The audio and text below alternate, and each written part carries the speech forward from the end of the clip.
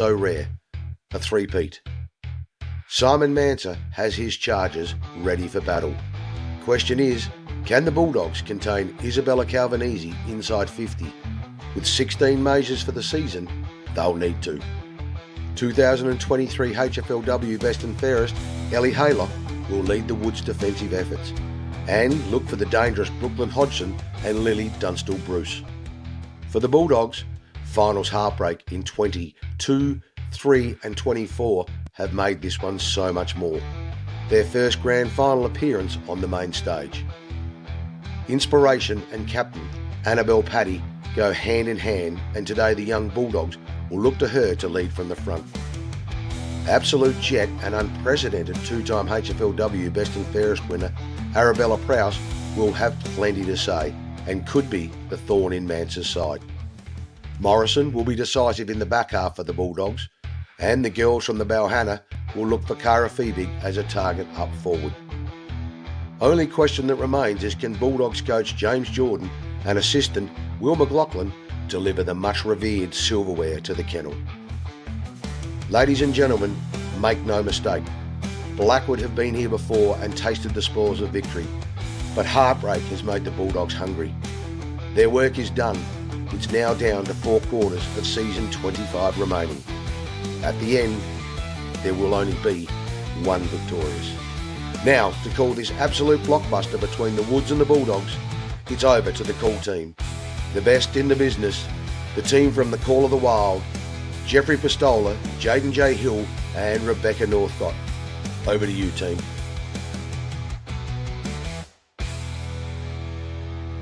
Welcome back here to German Arms Hahndorf Oval, and a big crowd in the house for this one. Great intro there by Timmy Glover, the voice, and Onka Pringa Valley. They are taking on Blackwood. This should be an absolute ripping contest between these two teams. Obviously, Blackwood finished minor premiers, and Onka Pringa Valley defeated them in the second qualifying final to get through to this one, and Blackwood defeated Hahndorf last week.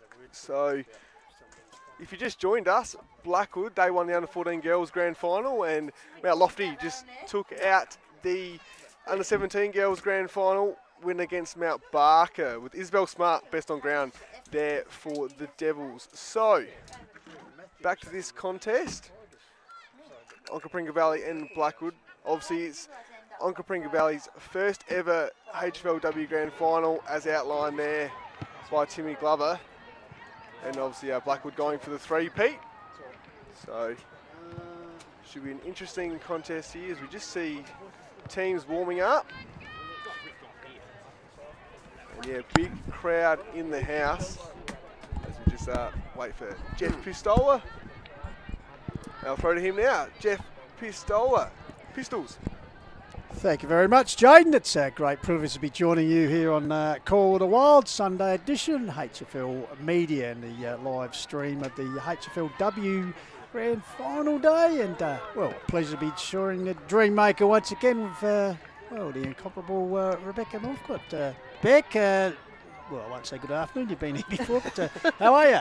I'm great, Jeffrey. I mean, I'd much rather be playing today, but it wasn't to be, so I'm stoked to be invited here in the box with you and Jaden. Well, you're allowed to have a season off, I guess, after I guess.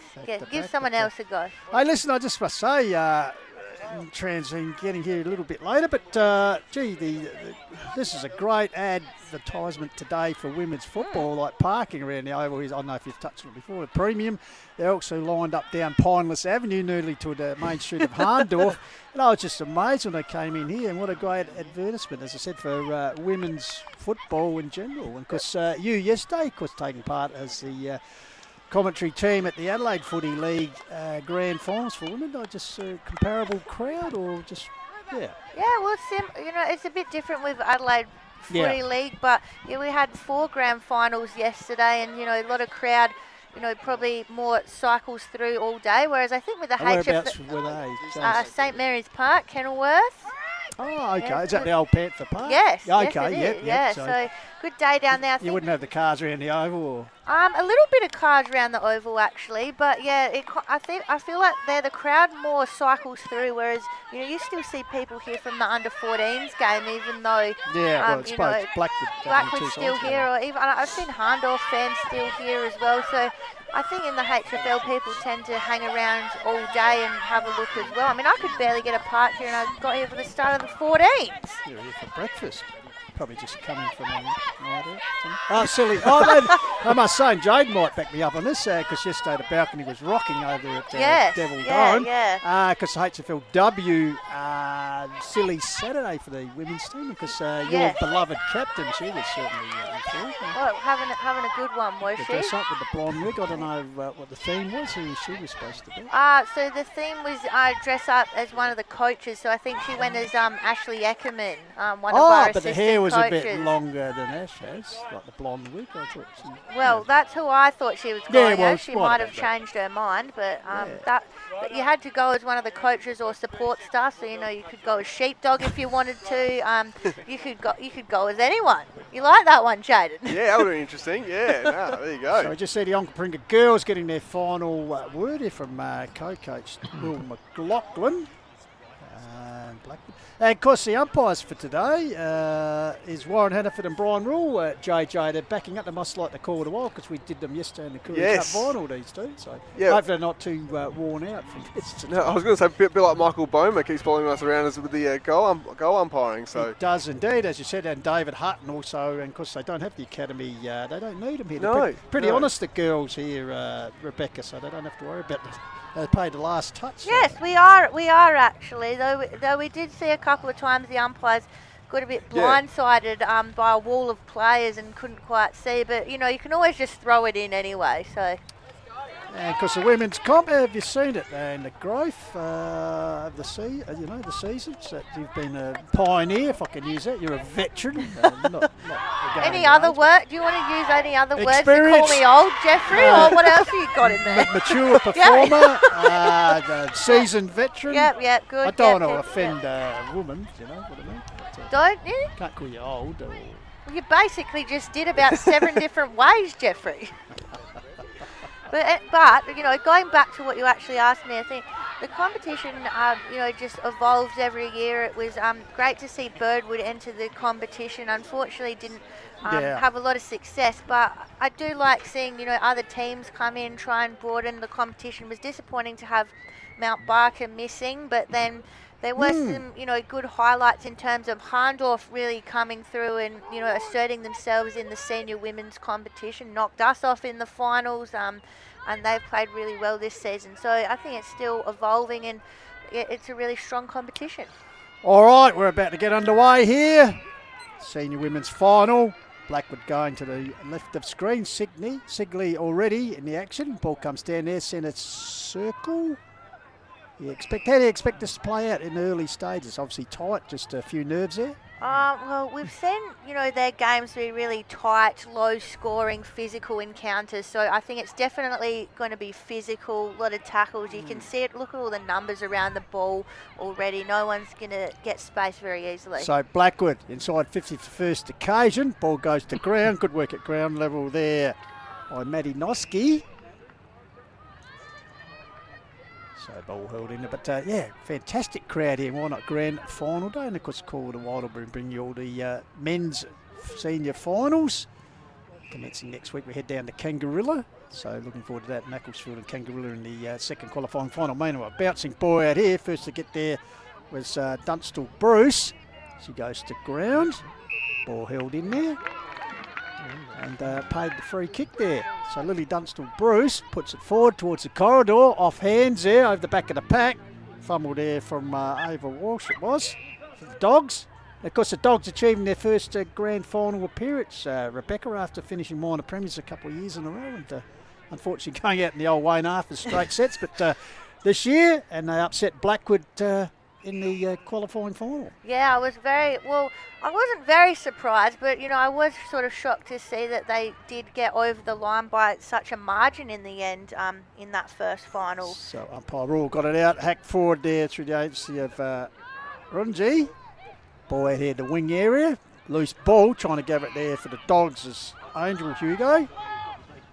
Chain of handballs. Getting involved again is Dunstall Bruce, still an under 17s. Ball spells free out here, putting the head over the ball to Dogs. Agency there. Ball rolling scrum at the moment, Rebecca. Well, it is, and that's kind of what I thought it would be. And you can see everyone's just in that central part of the ground. So Ella Beryl-Prowse, the dual medalist, getting her first touch to the goal, got the ball out to the wing area. Once again, rolling stat. Umpire Hannaford has picked out a free kick, and looks like it's going to go to Sigley. So Sigley, who won the best on last year, I think, Rebecca, against people out at Nairne-Bremer. Yeah. Close to boundary line, walked over there, so it looks like it's going to be a ball up, as they do, as we said, no boundary academy people involved in women's game. So once again, tracking the ball, trying to burst away through there.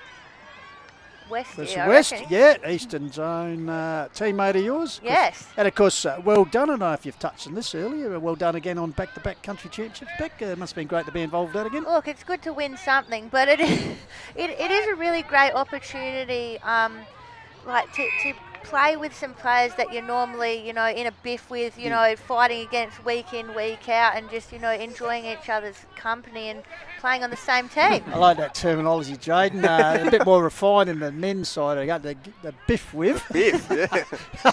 Meanwhile, bouncing ball gathered there, attempted by Holly Sweeney. Ball comes back here. Sweeney again getting involved. Dispossessed. As she goes to ground over the back here. Chaos ball grabbed there for the Woods by Emma Robinson. So a bit of experience down at West Adelaide, as a number of these girls have that Sandford experience. So umpire Tommy Hannaford tosses it up. Brought down there by Walsh. Of course, a Sturt development player. And just touching on it, because she must have been absolutely thrilled to be part of the South Adelaide Premiership victory again through obviously your sibling in Butch Northcott. Of course, herself a past HFLW Premiership player. Must have been great. We'll come back to that. Beck, it's a bouncing ball. Here's a chance here for the Dogs. Need a toe poke. Oh, once again, good defensive work there through the agency of Robinson. Got that to a teammate. Clears up the wing. What a kick. And they worked it out well as Charlotte Rumsey with the ball. So well worked off the last line of defence by the Woods. It was, and Sav Rayner's a great target as well. She's a great kick. Another Eastern Zone player as well. Big fan of Sav and what she does as well. He's another teammate in Foster from the Eastern Zone. So you see, former teammates going back at it against each other today. The backpack spills off the pack, cleared once again by Dunstall Bruce. Has been prominent early there. As the foot races on, showing a turn of pace there for the Dogs. It's Gypsy Mitchell, gets it in here, but once again resolute defence through Annie Brearley. Ball comes out here. Oh, charging through was Prowse. She was scragged without the ball, but paid for holding the ball. Obviously, illegal disposal, so it'll be Brearley. Annie Brearley. Had some good efforts in the last couple of minutes in defence. Yeah, I think the side Sienna Manser there tackled. You can see the delight of the Onka's bench there. So the free kick to the Bulldogs. You see, into the girl on the mark. Got to be careful with the gender. This case comes out there trying to paddle the ball in front of her was Hodgson. Once again in front of the Dogs bench. Early stats, Jaden J. Hill. Yeah, cheers, thanks Pistols. So 4 inside 50s to 2 in favour of Onka Valley at the moment. Must say, Beck, conditions early, a bit sunny I noticed, but just a little bit of cloud cover coming in. There's a forecast of rain a bit later on, so hopefully we get through this game without the precipitation. Meanwhile, high kick forward, coming across there. Dunstall Bruce goes to ground level. Here's Robinson again, dispossessed. Oh, well taken out of there. This could be the first score of the game. It is, in fact, a minor one to Blackwood, so... to Onka, sorry. So the lead to the Dogs, I'll be hoping to keep that for the rest of the game, I'd suggest, Beck. Oh, I mean, I think they'd love a few more goals, but I mean, if the siren went now, it would be a win, in fact. So. Yeah, quickly getting back to the Panthers. Well done. Yeah, well, I mean, I didn't do anything other than, show up and support, but... I saw some of your good work on the bus. Well, the disco bus, as it was. We had to get back to, Lovelock Drive somehow. Yes. So, clearing kick. Manser puts up the wing area again, coming across there. with a good spoil for the Dogs was Hayward Smith. So out over the boundary line. Well done. And also, of course, said Lucy Northcott been involved. Kate Chapman was also involved in the squad. Yep, she's played some great games in the development league. So it was great talking to. We interviewed her earlier in the season. Recalled a while out the fact she transferred from North Adelaide to the southernmost club in South. So travelling from Prospect, this said she was about 100 metres from Prospect Oval. She was, yeah. Now she's about 100 miles from Onka. No, that's all right. You know, they played in both grand finals. Couldn't get up in the development league, unfortunately, but you know, pretty strong down there at Noarlunga. We want some of that success transferring to the male side of things for the Panthers. Yeah, they're still waiting. Yes, it's a long time ago. It's been 61 years since the last male's premiership. 64. What a good year under the great man Neil Curley, bottom to top. A good crowd in the house. We can see, Good fans up here. It's as you said, you can barely get into this ground at the moment. And there's people everywhere. Yeah, I'll tell you what, Hahndorf Oval rocking at the moment. Just shows you the support of women's footy in the Hills. Strong competition, as I said, with your regular involvement with the Women Adelaide Footy League. So overall, the Hills and playing, of course, up here, the overall standard of the competition up here in comparison to the Metro. Oh, I think it absolutely stands up with that, and you see a lot of girls that come up here are actually, you know, pleasantly surprised. They say, you know, wow, this is like a great comp, and you know that's why our, you know, SANFL players will keep coming back when their season's finished and when they're able to, because they just love playing up here. And I think the advantage that we have is that more of a community feel as well. We've got another silly Sunday going on up here that looks like from the Hahndorf ladies. I was going to say, it's not the Lofty girls continuing on over the wild weekend. Some of the Hahndorf girls that have haunted my nightmares since we lost to them in the final a few weeks ago. Close to boundary line, trying to get a handball away there for the Dogs was Fox. Another Eastern Zone teammate of yours. Actually, everyone's a teammate of yours, but they just love being in your company. I can tell that, eh? Well, like I said, that's what I love about this league is the community of it. Like I'd spend a lot of my time when the ball's not down my end just having a good chat with my opponents. I have got in trouble for that before, you know, for, you know, not pushing up the ground or not being where I'm supposed to be because I'm too busy yapping to my opponent. All right, another shot at the crowd. Good crowd. You can see they're lined a couple of rows deep around the boundary. So Ruck Jewell once again comes down here trying to bullock her way through for the Dogs. Hayward Smith. Yes. She's very physical. Yes. Very physical. So once again a Ruck Jewell. One down by Walsh. She's doing particularly well trying to burst her way through the pack there. It was Walden. Another under 17 Waldron. Eastern player. Yeah, well, they're everywhere. Well, which you'd expect with this being the top two teams from the HFL that they would have a lot of representatives. Now, I did notice you had a girl from the Riverland playing. Yes. Is that right? The only representative? Like, obviously, they have a comp up there, or? Yeah, they do. I think it's only 3 teams at the moment. 3 teams. So, I think... So they don't have the final 4. Maybe they have 4. Well, actually, it might be 4, sorry. No, I did actually have a talk to Ebony about it, but now I can't remember. But, you know, they would like to sort of build it up a little bit more. But, Ebony Johnson, she's played the last 2 years with us, so it's always good to see girls come up from the Riverland as well. Yeah, so once again, Dunstall Bruce under that pack. So we're right in the centre of German Arms Oval. Score 1 behind to Onkas, as we've played nearly 11 minutes this opening term. You can see sort of the usual suspects getting involved there in the midfield. Bit undecided though as well. Onkas and Blackwood have got covering all bets Haylock. here. Ball comes out here to Morgan Tucker. Of course, former Strathalbyn premiership player, I believe, Morgan Tucker. Yeah, Ellie Haylock as well. Because past medalist. There's a chance here clearing, toe poke forward. That was through West. Curly West. There's a chance for the Dogs to go forward inside 50. Waiting for the bounce there. Taying it. Wrapped up there with Sienna Fox. Ball spills out here. Good handball there from Sweeney. Towards the loose goal square. Bounce. Just in the end rolls over the line, Jaden J-Hill. Yeah, it was a teaser there. So, yeah, 6 inside 50s to 3 in favour of the Dogs at the moment. Tell you what, Jaden, I don't know if it's applied today, but waiting a long time for the Stag of the Day contender. So 2 behind. We'll get there, Jeffrey. Oh, absolutely. That's the joy of the free-scoring women's football as we see at the AFL. Great mark by Segley. Yeah, and the kick out from Fitzgerald, she just on point, knew exactly where it was going. So Segley goes further up the wing, off hands. There's a chance for Tucker, dispossessed. Got a bit of the Fabio Thompson look there, Tucker. Well, I don't know if anyone can live up to that look from Tomo, to be honest. He's on another level. He is, I think. Fantastic. So, Stacks on the mill. Ball does spill out here. Finally picked up there for the Woods. For the agency of Lily Nelson.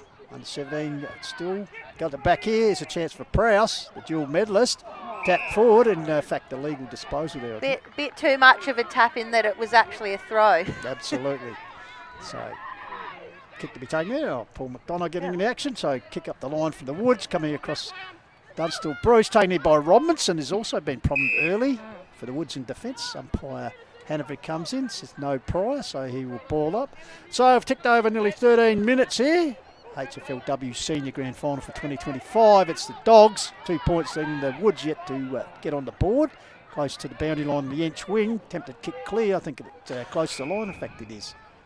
Well, we were talking, I think the first goal is going to be massive here. I don't want to state the obvious, but it's just, this has been exactly what I thought would happen in this game. Really in tight, really physical, and you can see why no one can break through and get into any space at the moment, because the numbers around the ball are just so much. It's really just, suffocating. Everyone's collapsing into the contest. So we have to see which team's going to be brave enough to break through. So good intercept mark taken by Michaela Collins there for the Woods, number 17.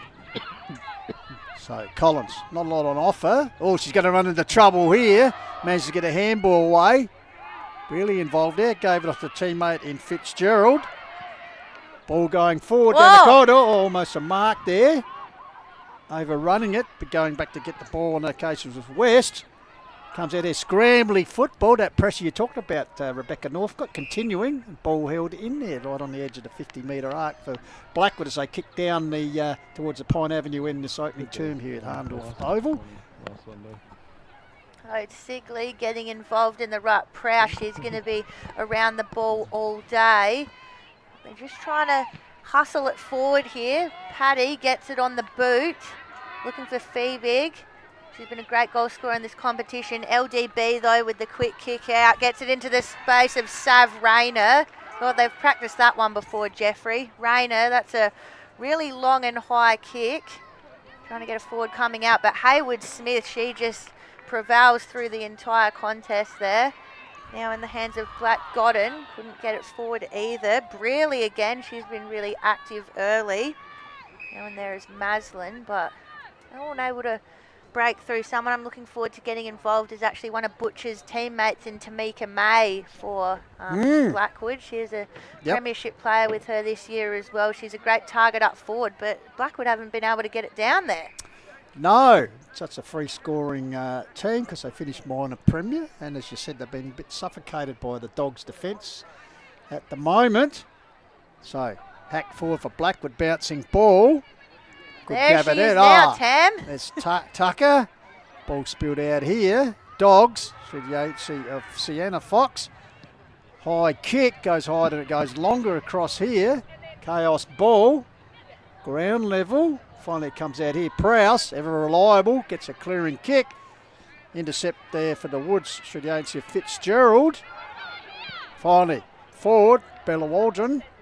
Here's a chance from deep in defence for probably the first time. Oh, trying to crash her way through there was Malone. Here's a shot. And Blackwood finally on the board, 16 minutes into the first term. So they're one behind. Onka's two behinds. Jane J. Hill.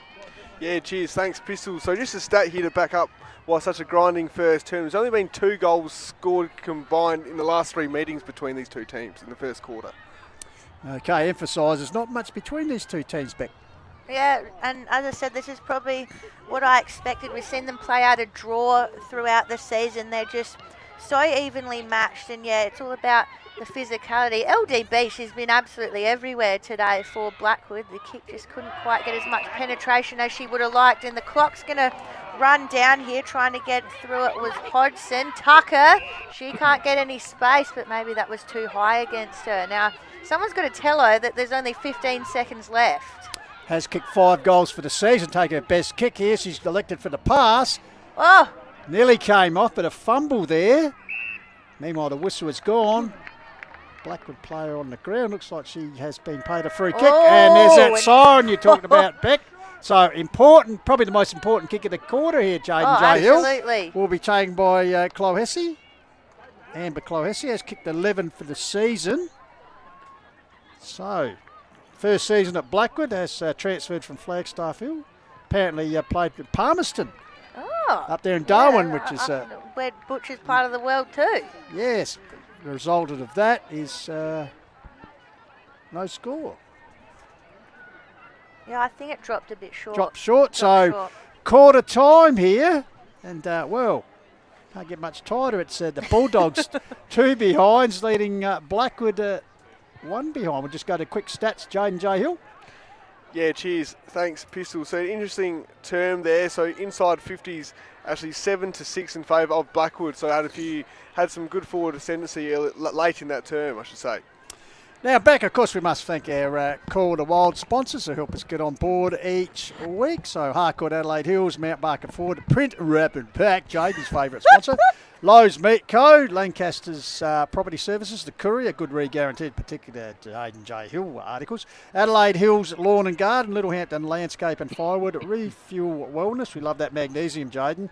Painted Wine Barrels and Signs, thanks to our man in Mark Stokes. Explorer Caravans, Mortgage Choice Adelaide Hills. Once again, we must thank Matt Adam for supplying the Dream Maker this afternoon. Adelaide Paving Centre, JMS Rural, 24 Fit. You love them, Beck. Oh, I'm a big fan of 24 Fit. Hills Collide, Jaden J. Hill likes them. Yep. Colour Fast Painters, and of course Quinana's Bookshop in Mount Barker. And also got to thank the Hills League sponsors, Work Locker, Sports Power and the Courier. Okay, we might take a quick break, quarter time. We're back with the second quarter. Tight game. Onka's 2 behind. Blackwood 1 behind. Back shortly. All right, Hills Footy Media would like to thank the sponsors. Very supportive for the season of 2025. Of course, Work Locker, Mount Barker, the naming rights sponsor of the HFL, Harcourt, Adelaide Hills, Mount Barker Ford, Print, Rat Pack, Lowe's Meat Co. On your buckets. Also like to thank Sports Power and the Courier, fantastic sponsors there, Lancaster's Property Services, and of course Mortgage Choice Adelaide Hills with the great man Matt Adam providing the caravan. Jaden. I also like to thank Littlehampton Landscape and Firewood, Refuel Wellness and Painted Wine Barrels and Signs as well, and Explorer Caravan. And of course Adelaide Hills Lawn and Gardens, Tomo. Yes, and APC, it's as easy as 1, 2, 3. My Colour Fast Painters, we just talked about that. Colour That's Fast big, Painters. what a ripper. And Hills Collide and 24 Fit. And JMS Rural. And Kiwanis Charity Bookshop in Mount Barker. Judging by that performance, I think we need to get an optician to help us out. Specsavers. Thank you very much for the Call of the Wild and all our supporters.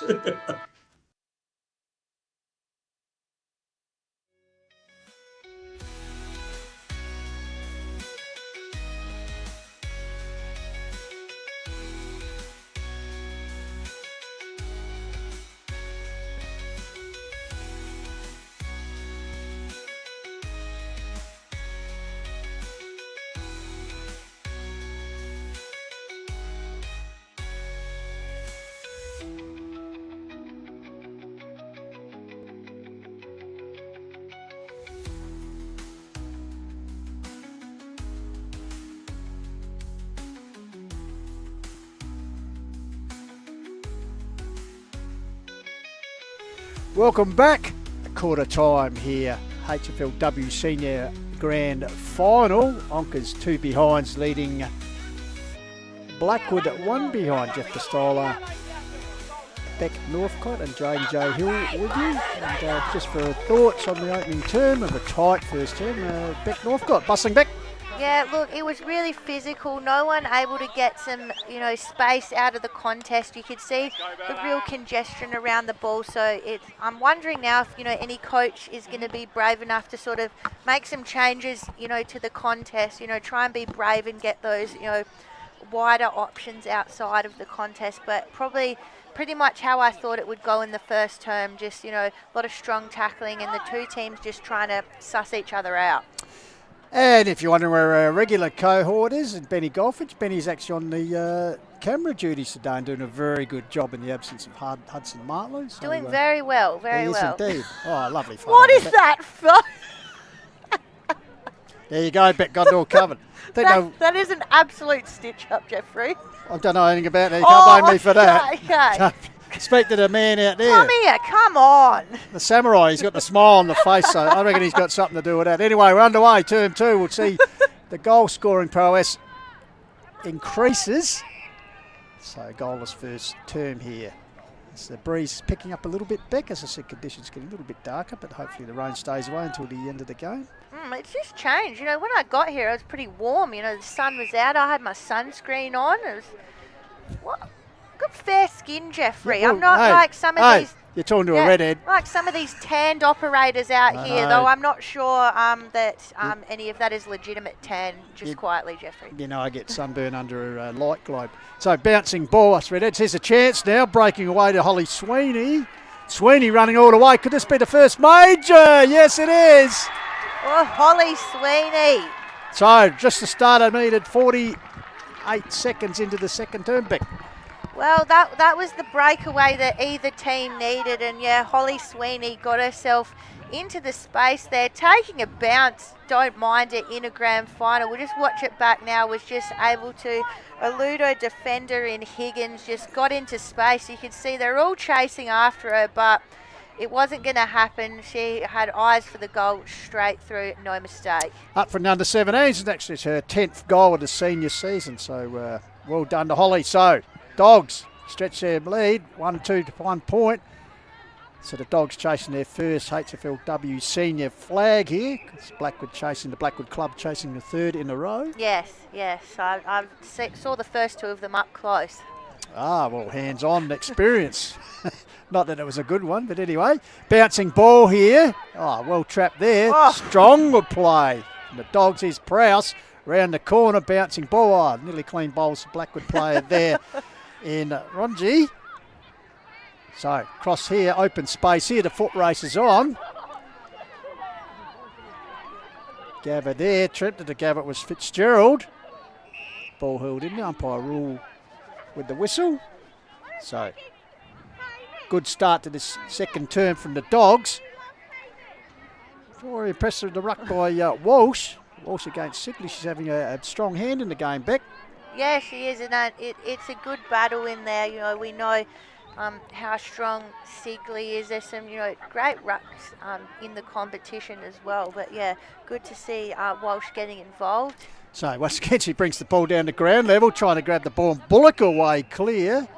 Was Michaela Collins there for the Woods, but going nowhere. So once again, the rucks gather. Walsh with the reach advantage, I'd suggest. Ball comes down, swarming pack there. That was Hugo, Lacey Hugo, the Dogs. Against Haylock there, they were having a bit of a tussle for the ball, and you'll see Ellie Haylock at the bottom of the pack all day. Of course, past medalist, also invited along for this year's medal award. Just get your thoughts on that in a minute, Beck, if you want to just ponder that of potential this year. So, ruck duel once again. Walsh gets it down. Stacks on the mill there once again. Edging from under the pack there. It was Blackwood's Ellie Haylock.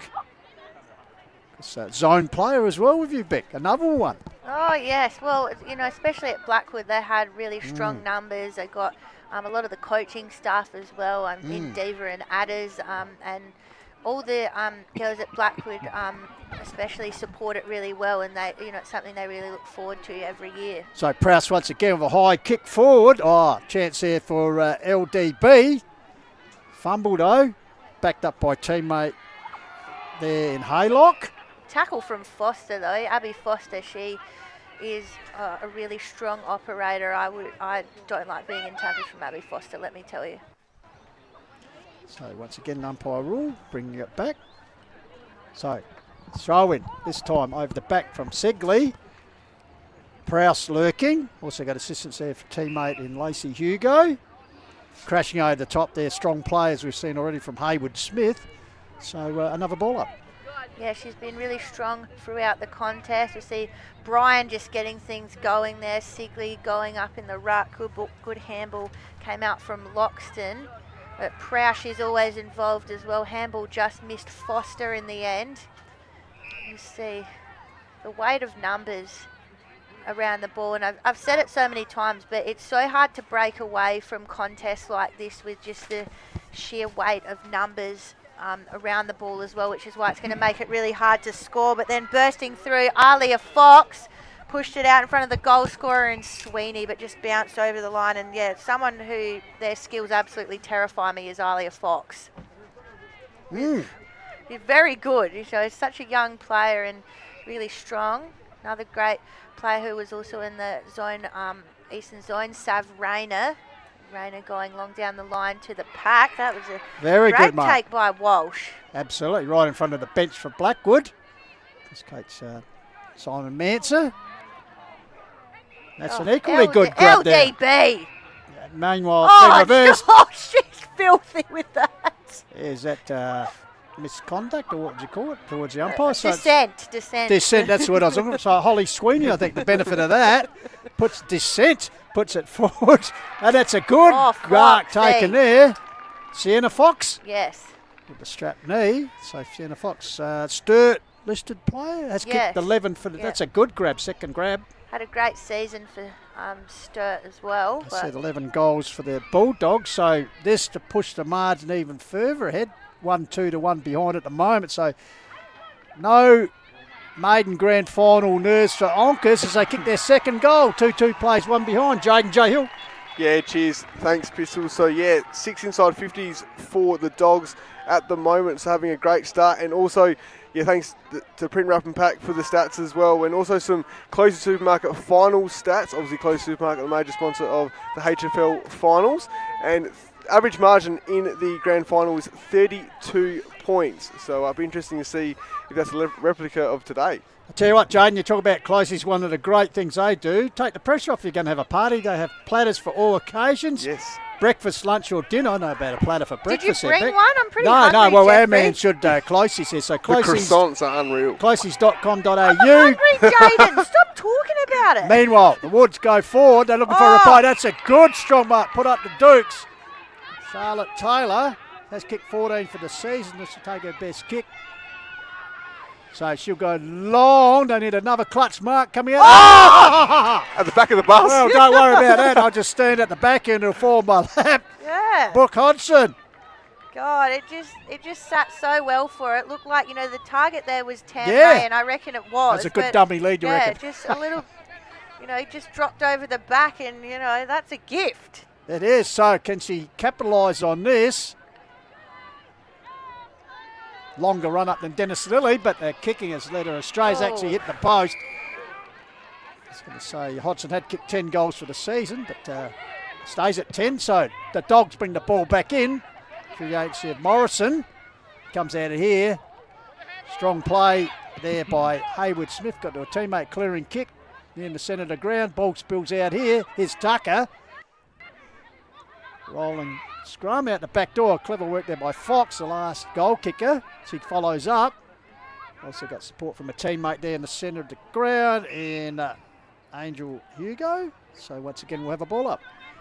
Yeah, it's still really congested in there, but you can see Ellie Haylock's working her butt off in that midfield for Blackwood. Just not quite getting the rewards at the moment. We have another stoppage. Might just ask Jaden to go to the brown belt, just anticipating here. How many times have Blackwood been behind at half time in this season? You're putting the pressure on him here, No, Jeffrey. he delivers, Beck. He delivers. You're an avid fan, you'd know that. What? Of course I'm a fan. So why question the great man? He's got I'm it all. not. I'm questioning you throwing him under the bus. No, he loves it. That's why he's got bloody tie marks all over the back of his head. He's used to it. Just enjoying this battle between Haylock and Fox at the moment. In the mid, Haylock's just won the free there. Puts the ball up in a great spot for Nelson. Couldn't quite take it, but she does the effort. Open goal square. Can she put it through? Nelson!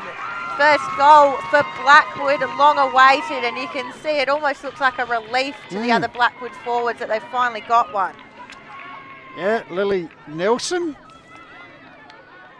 There's actually a Sturt listed, under 17s this year. That was a 4th goal for the season. Couldn't come at a more opportune time. Oh, and how was the fend off against Sonny Steph Morrison as well? Yeah, sorry, back 16-year-old. She's the youngest player in the side today. Grew up in Roxby Downs. Goes to Scots College, a border down there, so studying year 10. So captain the West Adelaide under-15 team and train on for the development. What, she doesn't commute every day from Roxby? No, well, that's right. Imagine that. You no sooner get home, you got to get up and go down again. So, yeah, anyway. So, on the board is Tucker. Long handball to no one in particular, taking it to the Foxy. dog. Yeah, bursting through, gives it off to the goal kicker in Fox. This could be the reply for the Dogs as they put it deep. Oh, the pace is on. Tracking it there is Sweeney. Turns on the blind. Can she kick a miracle in? No, across the face and out of bounds. Turned him inside out there. She did it. Great turn of pace. So the resultant free kick in the last line of defence will be for the Woods. So Onka's 7-point margin. Come at 11 minutes, second term here. HFL. There's the Jukes. Senior grand final. Sigley. Waste no time. 2 on the 1 here. Put the pressure on her teammate there in West. Got no Ball one comes forward here. Working hard there. Curly West. Bundled off the ball. Strength in numbers favours Blackwood. Fed out here. Will it sit nicely for it? Does. They go inside 50 here. Foot races on, 2-1. There's a chance here, streaming in is Hayward Smith. Grabs the ball and releases the pressure. Yeah, a bit unfortunate there for Taylor for the Woods. Just lost her footing, but if she can get going now, she might have another chance. Haylock tried to do it all on her own, and we've got an Onkas player down here in Casey Fraser, actually an old teammate of mine. Started off at the Devs. She looks like just hobbling a little bit. Bit injury prone, old Case. Okay, yeah, young Case. Sorry. Oh, okay, sorry. Only you're allowed to call people old. No, that's right. That's right. I was seeing it myself. No, I forgot myself there. I'm not Pistols, I'm Beck. So, ball up near the congestion by the pedestrian crossing there. You guys are right. So we'll wait. No. We'll wait and see. Nah, we love the Barbs. That's what it's all about. Well, I came here for, I came here to, be insulted, really. It's much more mundane on a Saturday, Jaden Joe Hill. I thought you might have, dug in a bit more about Lofty going out in straight sets, but you haven't even brought that one up yet. No, it's history. It's grand final day and they ain't there, so we're talking about the two sides. But disappointing, I suppose, for the Devils. But we move on. We're we here do. now. Oh! So here's forward, back of the bus. Here's Taylor, outnumbered by the Dogs. Oh, good work double there. tackle. Yeah, Curly West, dog pack. So ball held in there. So opportunity for the Woods. They'd be about 30 metres out from their goals. Can they get a clearance? Prowse lurking with the ball, grabs it this way, that way, got it back to a teammate. Flicked it out was McSporran. Ball comes back here. Here's a chance for Tucker. Flies it on the boot. Bit of a tumble punt. Oh, cruel bounce there, but it favours the Woods through the agency of Willits. She's locked up. If that had bounced in the right spot there for Libby, she would have been absolutely on. Those are the kind of situations that she thrives in. So, ruck duel. One down there. Through the agency of over the top. Morrison, the vice captain. Another Eastern Zone player, as we said, so she'll get up and contest the ruck. Comes down here's Prowse waiting, gets a quick kick away. Fox comes back here, threading away through, managed to get boot. The ball was Alia Fox. Comes back out here, Tucker. Outside the boot, puts it forward. There's a chance. Will it sit for Willits? Under pressure, she goes to ground. Had to stop, drop and roll there, Libby Willits. Curly West with a bit of pressure over the top. So, ruck duel. Lurking. Hayward Smith. Good camera work there. Right in the heart of the action. That's what we like to see, Jeffrey. We like Yeah. to see all the hits up nice and close. We do. Here's a chance for the Woods. Tucker lurking. Oh, good work to get the ball out to Hayward Smith through the agency of Noski. Clearing kick, out of danger for the time being. Blackwood lurking, can they put it back inside 50? Stacks on the mill there, and we'll have a ball up. You can see the issue there. If Onkas had actually got that clearance, they only had 2 players on the other side of that contest. We can just look at the absolute weight of numbers here, and that's a great camera angle of it there. Most of the players on this field are within this little space, in a half forward line. Oh, Just dispossessed. Yeah, Lily Nelson. Yep. Tried to do a bit too much there. So our girl Prowse is, one of the most effective players on the ground currently. Puts the ball out there, bouncing ball. Favours the racehorse in Fox. Puts it forward. Woods defence zone. Oh, Good defensive mark taken as he chipped in. That's Mikey Collins. look, I gave that one a bit of a clap inside the van here because I'm a big fan of defensive marks, which would shock you. And there's another one. That's what Going say on back with a Saturday. flight of it, Alia Fox. Say on Saturday. Sorry, Becca Lancaster's defensive moves. That's right in your alley. Oh, okay, so Fox now goes long. It'll just drop inside 50. Couldn't quite find anyone's hands. Bit of push and shove, but the ball goes over the line. So, umpire rule, balls it up. Walsh, hands down. Got down towards teammate Fox, dispossessed, comes back out there. Quick hands by Fox. Chaos football at the moment, trying to crash her way through there for Blackwood was Fitzgerald. Held up, crowd, Onkas. And well done to Onkas, like could cap a big weekend for him because interesting disposal there. It's Brock Knox style yesterday, Jaden Trey. That was interesting to say the Open least. palm, yeah. I was actually very shocked with some of the scores I saw in the HFL men's yesterday. Yeah, it was a round of upsets. Goodness gracious. Yeah, The underdog, sides that prominent in the top football, the finals that starts next week, were beaten by sides flanked lower than that. But well done to Onka Valley, as we said, they finished with their 2 senior sides winning yesterday, and also well done to Mount Barker getting up for Coach Daniel Lackenby's last game.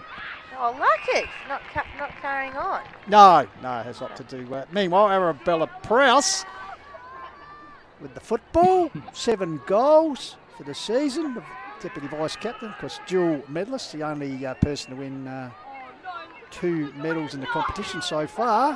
Got a bit close to the person on the mark. Off hands. As we get a minor scores it. No, didn't register.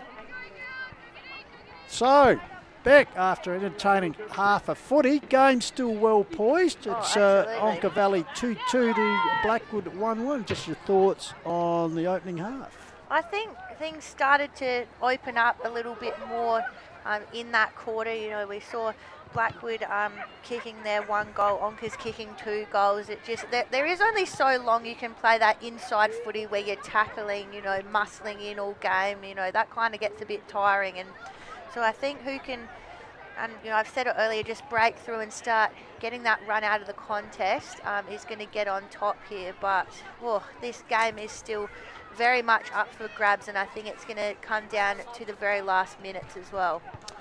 All right, half time. We'll take a break shortly, but just before we go, because finals fever today is grand final for the HFLW, but also come out because the AFL grand final, because we look very much forward to that. Well, you probably don't, being a Carlton supporter. You haven't for a long time. Sorry, I just throw that in. My boys aren't started, there. Jeffrey. Where are the pies at? That's all right, but you'll love this because a man who's associated with both clubs, Michael Malthouse, because Carlton and Collingwood. But the Helix Group presenting the AFL Grand Final luncheon on Wednesday, 24th of September, so a couple of days before the big dance. Benny Goldfinch and myself had the pleasure of attending last year. Malcolm Blight was the guest speaker. Very informative, as you'd expect. So Michael Malthouse coming over this year, holds the games record as coach in the AFL, and of course was a past premiership player. So our man Tommy Wren, also the MC, does a very good job, Tommy. So all for $165 plus GST, but 4-hour drink package, 2-course meal, can guarantee a very good day. So and also helps out the Sammy D Foundation, which is very important. The work they do important for the teenagers and youth in the society. So. We could go, Jeffrey, and we could get a photo with Mick. I see the side of him, one Carlton fan, one Collingwood fan. That'd just be good. coming together. With our shared coach. The brotherhood, or can I use that terminology, being the gender, of football. Yes. Yeah. But anyway, as I said, if you're interested, get on to Matt at helixgm.com.au. All right, half time here, as we said. We'll be back with more shortly on the Call of the Wild. HFLW Senior Grand Final Day coming to you through HFL Media. Back shortly.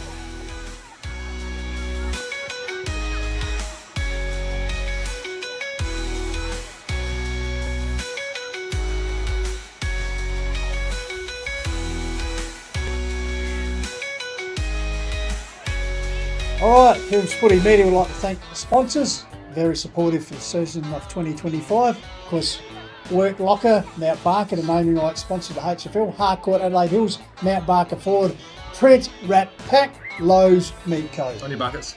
Also like to thank Sports Power and the Courier, fantastic sponsors there. Lancaster's Property Services and of course Mortgage Choice, Adelaide Hills, with the great man Matt Adam providing the caravan. Jaden. Also like to thank Lil Hendron Landscape and Plywood, Refuel Wellness and painted wine barrels and signs as well, and Explorer Caravan. And of course Adelaide Hills Lawn and Gardens, Tomo. Yes, and APC, it's as easy as 1, 2, 3. I colour fast painted, we just talked about that. That's Midge, what a ripper. And Hills Collide and 24 Fit. And JMS Rural. And Kiwanis Charity Bookshop in Mount Barker. Judging by that performance, I think we need to get an optician to help us out. Specsavers. Thank you very much for the Call of the Wild and all our supporters. Hi, it's Megan here from Closies, and you're tuned into the Closies Supermarkets HFL Final Series.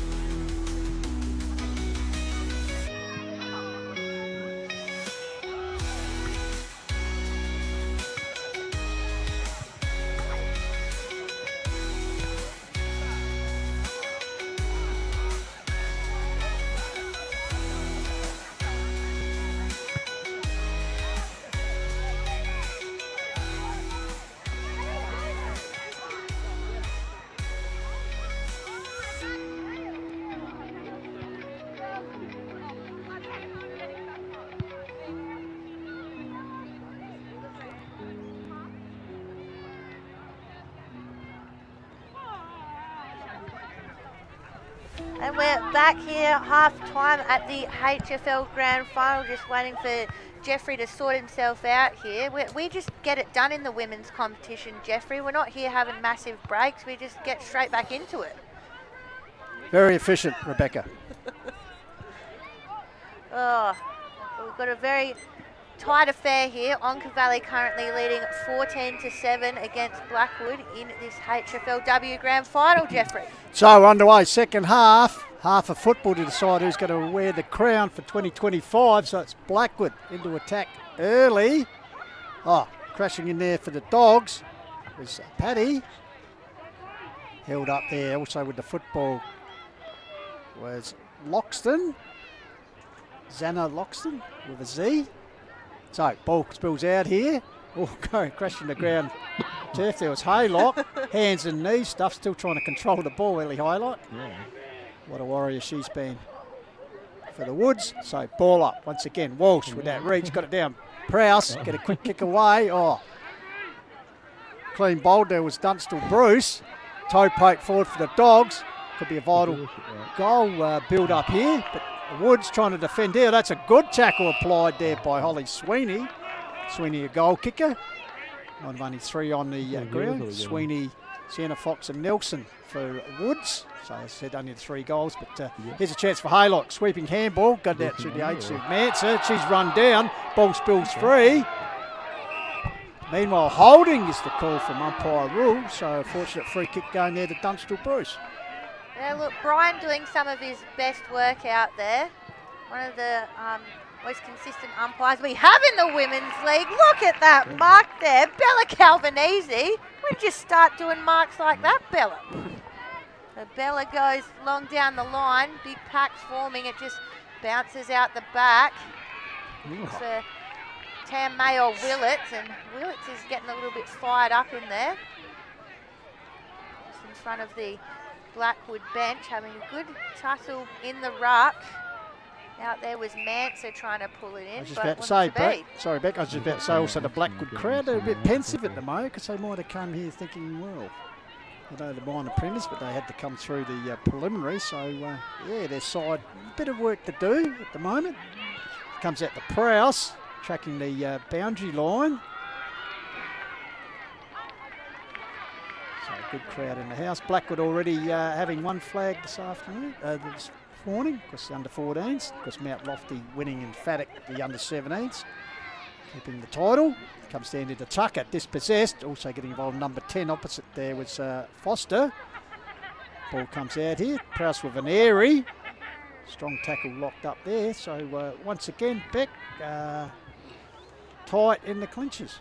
It is, but you know, the pressure's going to start to fall on Blackwood because, you know, they need to get the score on the board to start to be a little bit more competitive in terms of the result here. Brearley just dealt with a little bit too harshly. So sucking in a big breaths there. Might have just got the wind taken out of her, and that tends to happen when you go up against the likes of Belzy Paddy, let me tell you. She will knock the wind out of you. It goes long into a pack. Working it by hand. Haylock wheels around with the kick.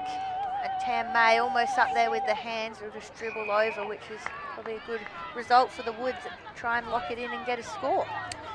Tamika May, one of the key components you'd think for the Woods, but she's been well held at the moment, hasn't she? Has a real good bearing on the game. She hasn't had a lot of, you know, opportunity. If we check in on those inside 50s with Jaden Jay, she probably hasn't, you know, had the opportunities to have it down there. Yep, so the inside 50s was 9-5 in favour of Onkas in that second term, so yeah, good callback. Also, Jaden, sorry to throw you under the bus earlier, but how many times have Blackwood been behind at half-time this season? At half-time? Yes. So the most recent time they were behind at half-time was actually the qualifying final against Onka Pringa Valley. Yep, so I'm just trying to figure out if... we want more, Jaden. But is that the only time this season? I know he'll come back with the answer, as he does. As meanwhile, the ball comes out here, tamed by Dunstall Bruce, and bang, a big long kick forward. Pat Gavers over the back. Here's May trying to get involved. Was that too high? No, she's wrapped up her opponent. Ducked into it a little bit there. Yeah, Carolee West. So, ball up. Pushed out was Walsh. No free paid there. Oh, tackle going to ground there. Blackwood player. Calvanese, you beauty. Took the big lead. So, Hannaford, umpire, puts it up. Walsh again, who's dominating the rucks, I'd suggest. Hayward Smith with a toe poke forward, finds a bit of space. Foot races on, leading in the race for the ball. Onkas out over the line. Oh, stat there for Paul McDonough, the erstwhile cameraman. Yeah, well, that's got to get involved in every form. Hope he got a photo of himself somehow getting the ball there. Blackwood still trying to jostle it forward. Good contest there was coming from Maddie Noski. Another shot of the Blackwood fans here, the faithful. They're on their feet. They want to see a goal here in this quarter. Trying to get it in there was Loxton. Her ball was smothered. Tam May using her strength here. Got it out to Sigley. Sigley sent it inside. Oh, they were trying to find Taylor. Just couldn't quite get it to her. Can they get a run on here, the Dogs? LDB, she repels it. And go back inside. The tackle was really strong against Collins. Massive pack forming. Who can get to the front of it? Tucker. thought there was a bit of a Ben Keys in there, did you, Jeffrey? Yes, yes, you're quite right. Quick hands would say, but anyway, so Segley doubles it down, working with Prowse. Ooh, big tackle applied there by May, who's starting to get involved in the game.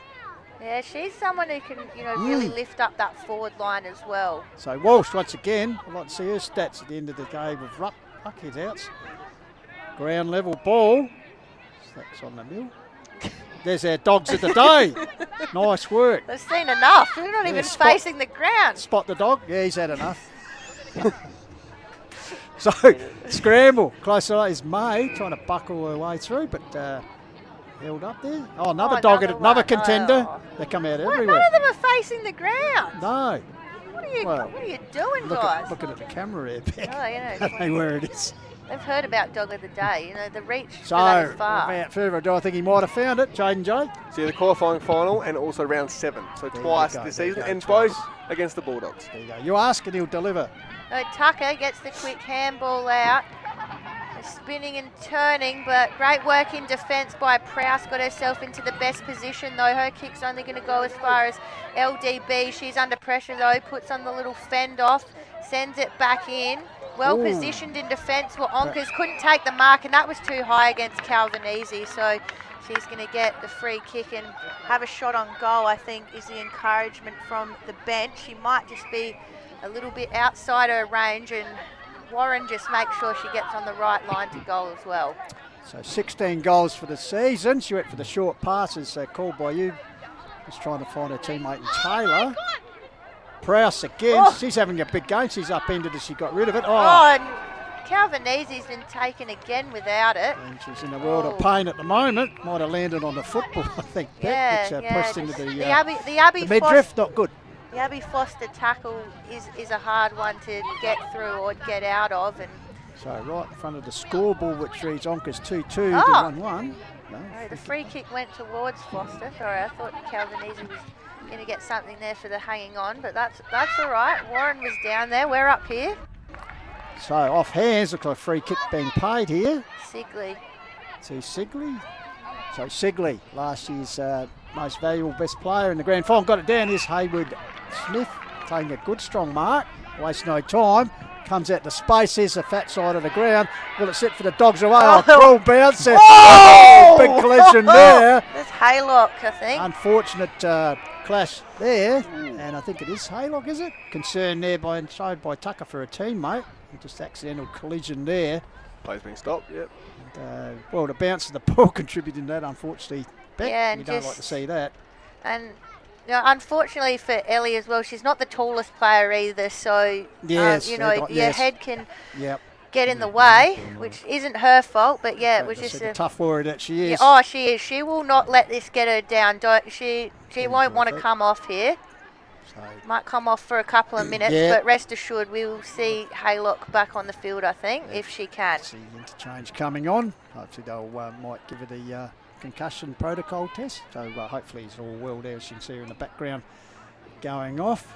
But fortunately at this stage she looks, hopefully she'll come back. And they'll just have to reset here because she's really the energy within that midfield. She's the one who's been going in for all those hard ball gets. So someone is going to have to step up in that midfield for Blackwood now. It'll be interesting to see who that will be as Paddy gets a quick handball out towards Foster. Ball dribbles forward. LDB, as she's done all day, is just on top of it. Gets a great kick out towards Hodgson. Hodgson looking to play on. Another mark. Or not. What do you got for me here, Brian? Jamie Bartlett, I think, paid the mark there. So Bartlett in the sleeves. Maddie Thomas style, puts it up high. Good mark, intercept mark taken by... Really? Brearley, yeah. So Annie Brearley. She really wanted it. I love it. I was thinking something along the same lines. I could feel it, Jaden. I could feel that. Haywood Smith, is that 50 or 24? No, as May came over the top of it. So she's had a good, consistent game. As you said, a strong player. Puts out wide here. Once again, she's found the fat side of the ground space, but taken there. Will of the wrist stuff by Rungy. Puts it forward. Blackwood, desperate. Push the ball inside 50, but the Dogs repel. Coming up here, good intercept mark taken once again by Michaela Collins. Oh, Collins with strength on the mark. Sends it long, was looking for Rayner. She was probably a bit outsized. Paddy tries to throw it on the boot. Keep just trying to send it forward through Walsh. Puts the handball out in front of Prowse. Prowse runs into a bit of a wall, so just takes a step back and takes the kick. Yeah, courage Hodgson. in the contest there from Hodgson, with absolutely no worries about who was coming for her. Exactly. Where Angels fear the tread. Not Angel Hugo. No, of course not. As the ball comes out here. So the Dogs, Howard Smith lurking, ground level.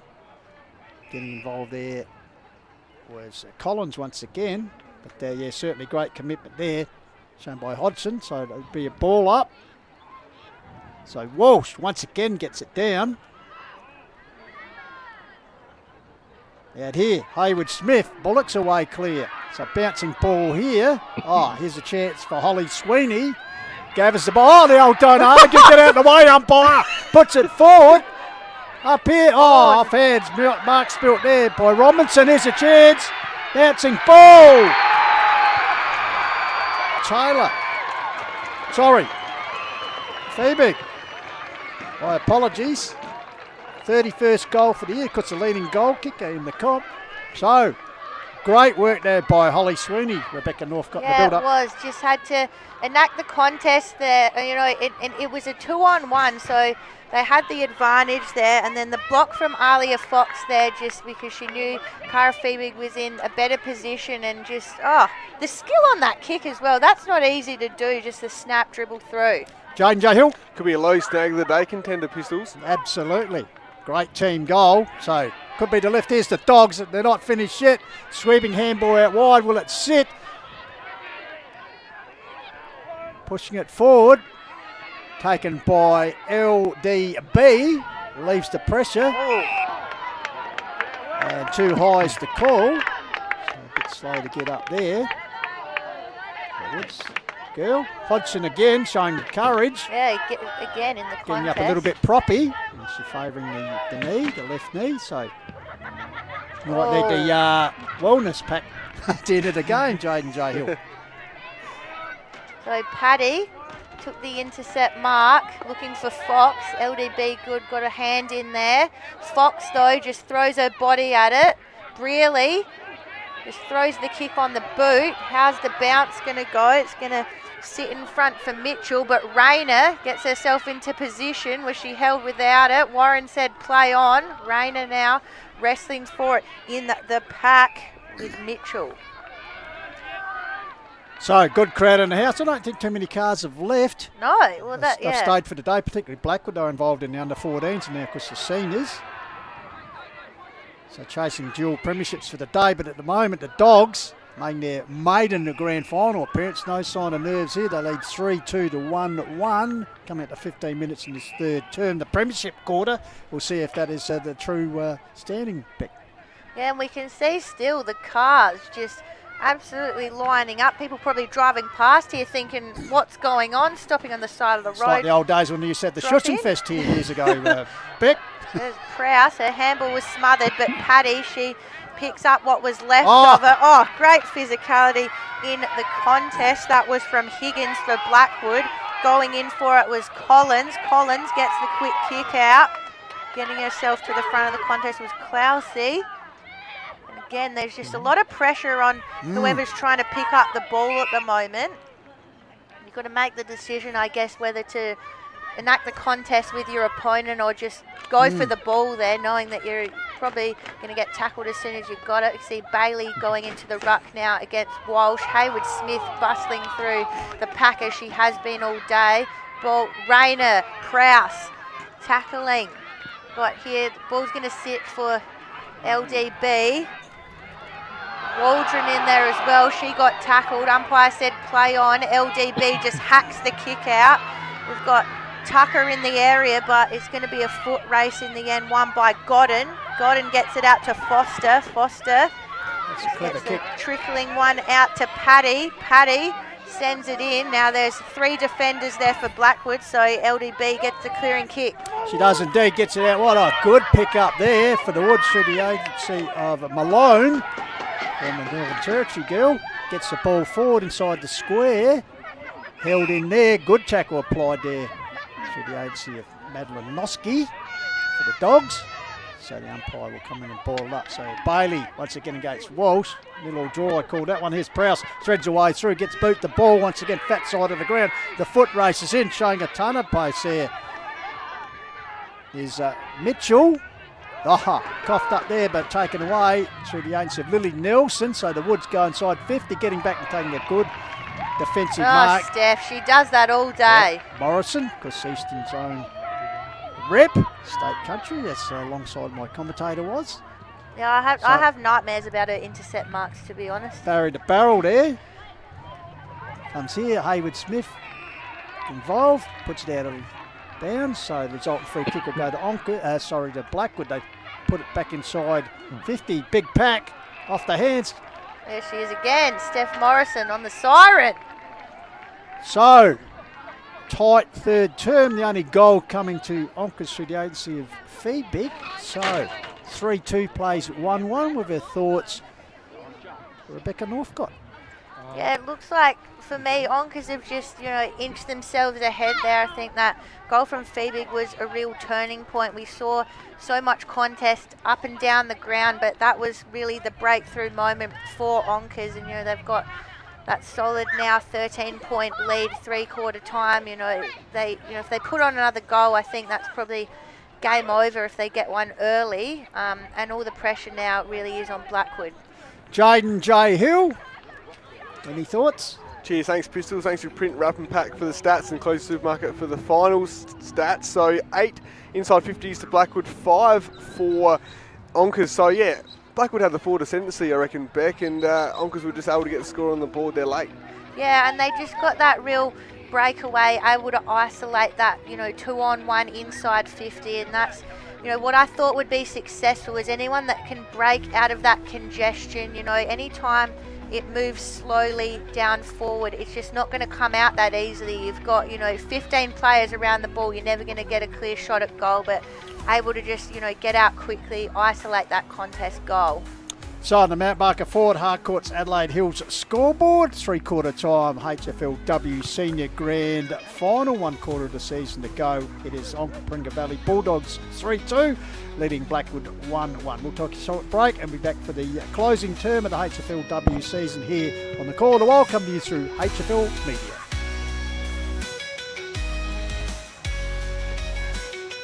All right, Hills Footy Media would like to thank the sponsors. Very supportive for the season of 2025. Of course, Work Locker, Mount Barker, the naming rights sponsor of the HFL, Harcourt, Adelaide Hills, Mount Barker Forward, Print, Rat Pack, Lowe's, Meat Co. On your buckets. Also like to thank Sports Power and the Courier, fantastic sponsors there, Lancaster's Property Services, and of course Mortgage Choice, Adelaide Hills, with the great man Matt Adam providing the caravan. Jaden. Also like to thank Lil Hendon Landscape and Plywood, Refuel Wellness and painted wine barrels and signs as well, and Explorer Caravan. And of course Adelaide Hills Lawn and Gardens, Tomo. Yes, and APC, it's as easy as 1, 2, 3. I colour fast painted, we just talked about that. That's Midge, what a ripper. And Hills Collide and 24 Fit. And JMS Rural. And Kiwanis Charity Bookshop in Mount Barker. Judging by that performance, I think we need to get an optician to help us out. Specsavers. Thank you very much for the Call of the Wild and all our supporters. Hi, it's Megan here from Closies, and you're tuned into the Closies Supermarket's HFL Final Series.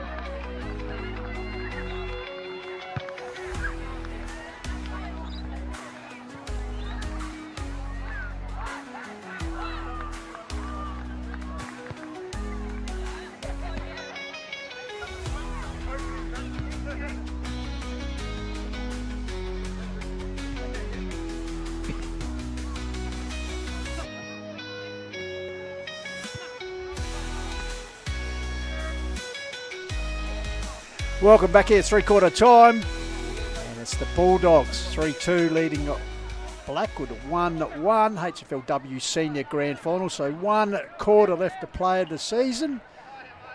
Jeff Bastola with you, joined by past HFLW Senior Mount Lofty Premiership player Beck Northcott. Beck, how's this play out?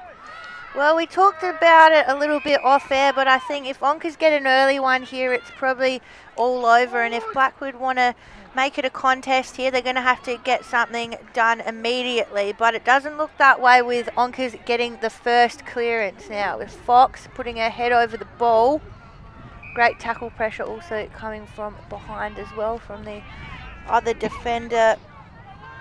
Can't tell who that was, I'll have to look it up. Belzy, Paddy, that is, getting the quick kick out.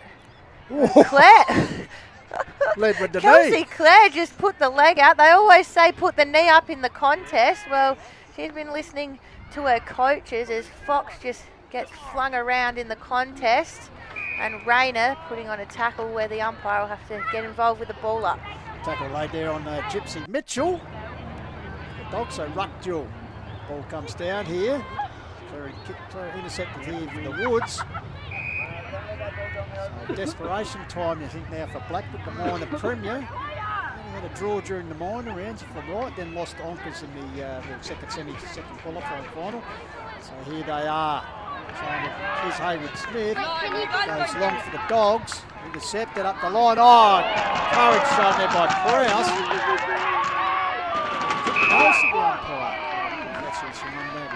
A few people asking the question, but the question was answered with a whistle and a ball up signal. Free kick here to Black Golden. Puts it further afield. Pack. Oh, LDB. Yeah, she's been pretty good this afternoon. What's on off, another lot for her. He's asking for something. Yes, puts it out wide. Off hands there, trapping the ball nicely was Noski. So Haywood Smith over the top. By Malone for the Woods, so we'll have a ball up. So Warren just tosses that ball into the air. The quick flick out. Wasn't a throw, said the umpire. Haywood Smith just uses her strength to get the kick forward. Tamika May putting her head over the ball. Ball up now for the contest. The back in there is Sigley and Walsh. Ball just bobbing around. Manser tries to get the kick out. Great smother from Paddy. Paddy just throws it on the boot, looking for the goal square. Can anyone stand up? Feebig was in there. The goal scorer, Fox. She's going to run through for a goal. Sienna Fox, her second goal of the day. She just ran onto it and she just knew exactly where it was going. Eyes for the goal straight through. Yeah, great call too, and great anticipation by Fox. Read it nicely. Jane J. Hill. I got some messages from the huddle from Will McLaughlin, from the Bulldogs assistant coach as well. We're just saying all, the heartbreak from the last couple of years, all the hard work comes with this moment, this last 17 minutes of footy, basically. Good work there by the other goal kicker in Feebig to contest and kept the ball possession for the Dogs. So, Dogs with their tails up, dare I say, as they go forward again once through the agency of Fox. Getting involved there also is Angel Hugo. Comes out here. So, desperate defence comes through the agency of Manser. Puts the Woods on a cool bounce. Eludes Blackwood. Dogs, everything going right for them now. So they can almost sense that historic premiership. Comes back here to Haywood Smith, who's been good this afternoon. Puts it up the line. Oh, good tackle applied there. They've certainly lifted their pressure here in the last quarter, Beck. They might have the lead, but they're not conceding an inch. Well, I think they've got a little bit more energy about them, knowing, they've inched forward, They could be winning the premiership here, and just that confidence, I think, is making them just go in even harder because they really want to make it meaningful. As Prowse sends it in, looking for Feebig. She's going to get up in the contest, had LDB and Co to contend with. As Claire just put a little bit of a push there on Fox, the goal scorer. She sells some candy. Get it out to Feebig. She eludes her defender as well. Just puts it to the top of the square. All in the contest, but wrapped up in the tackle. LDB just getting it done. It's quite not obvious that previous marking contest, fair big going through it. There was 3 Woods defenders going up with us, so it means there's a couple of dogs loose somewhere if they could get the crumbs. Meanwhile, close to the goal square, you can see the goal mouth in the background. So the Woods defence under pressure here, as it's the Bulldogs 4-2 leading Blackwood 1-1. Played nearly 5 minutes in this final term. Oh, good smother there for the Dogs through the agency of Paddy. Ball goes to ground. Alia Fox just went down in the contest there, a bit slow to get up, but a bit proppy, but I think she'll be all right. She needs some of that magnesium, the wellness pack. This ball quickly kicked forward, taken here through the agency of Malone. So Malone, dog of the day, a contender once again. So high kick to the wing area. Dogs, Guernseys everywhere. Good spoil from behind by Morrison, brings the ball down, so the Dogs take it back inside 50. So Noski got the kick out, went to a contest, 2-on-1 in favour of the Dogs. So having to work hard for it was Higgins. You can just see that now at the contest. There seems to be blue jumpers out. It does. I think, like I was saying, I think you can get a little bit of a lift from being ahead, and as the clock ticks down, they know things are going to be harder and harder for Blackwood. So you can start to get excited knowing that all your hard work over, the last 3 seasons really for Onkas has been worth it. Yeah, as you said, minor premier a couple of times and dropping out in straight sets, but this year, as we said, another contender. They're coming out of the woodwork here late in the game. The Dogs are up and about. Well, that's on it. and off the field. I think we will only see more and more Dogs entering the field shortly, Jeffrey. I tell you what, Balhona will be going off tonight. As we said, the men's team's finishing on a high yesterday, and then the ladies just putting the ice in the cake. Here's Walsh, she's been good. Gave it to Haywood Smith, it's also been good. Puts the bouncing ball out in the front. Foot race is on. Nice gather there, handball back in. Oh, was that too high? I think that under the pressure was Foster, was it? But and there he is, your man, the sheepdog. Yeah, and another dog of the day. Well, sheepdog of the day. And it was a too high tackle as we go back to on the field. Foster, Abby Foster, because zone player, 3 goals for the season. This could be her most important. Could this nail the flag as she puts it? She's pulled it a little bit off her hands. Through for a minor score. Jane Joe. Cheers. Thanks, Pistols. So, yeah, just the inside 50s stat here at the moment. So 6 inside 50s at the moment for the Bulldogs in the last quarter. Oh, and they're going to go for it again. I thought that'd be a shirt appropriate for you to wear. Mind your business, you reckon, Jeff? Yeah, was that a message to me at all? Was Steph Morrison making an appearance up forward? She's an intercept defender normally. She's maybe just enjoying what's going on up forward and wants to get involved. She's had a strong season, Beck, hasn't she? Oh yeah, absolutely. So just the 1 goal for the season. Well, she's a defender, Jeffrey. Well, no, I'm just saying 1 goal for the season. I know, mind my business. Yeah, exactly. Yeah, can you put that back up, Tommy? Mind your business. Brearley takes a diving mark.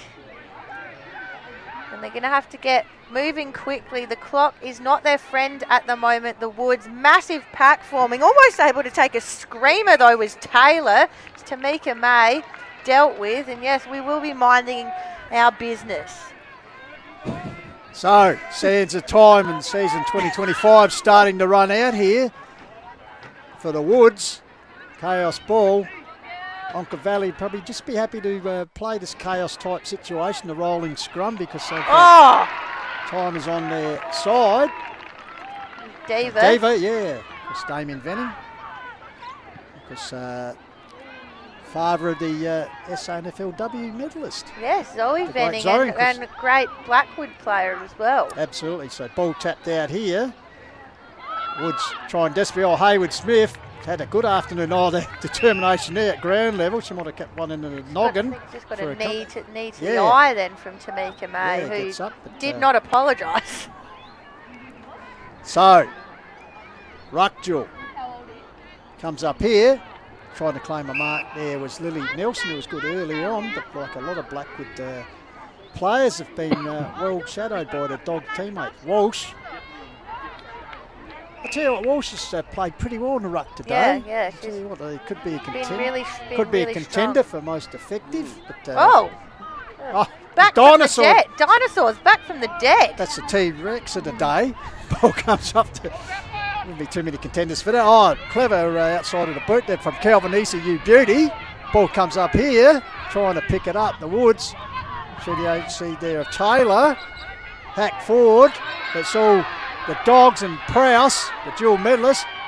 Oh, Shrugs off the tackle there of Clessy. That in the mind. too high, Infringed. maybe. Yeah, too high, I think. So Prowse, all the time in the world.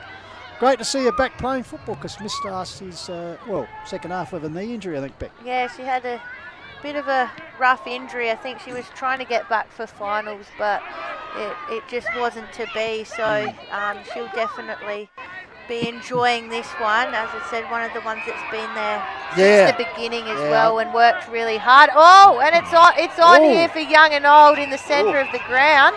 Bit of biff. Yeah, well, I've been asking for it, Jaden. I know. We live for it. That's across it.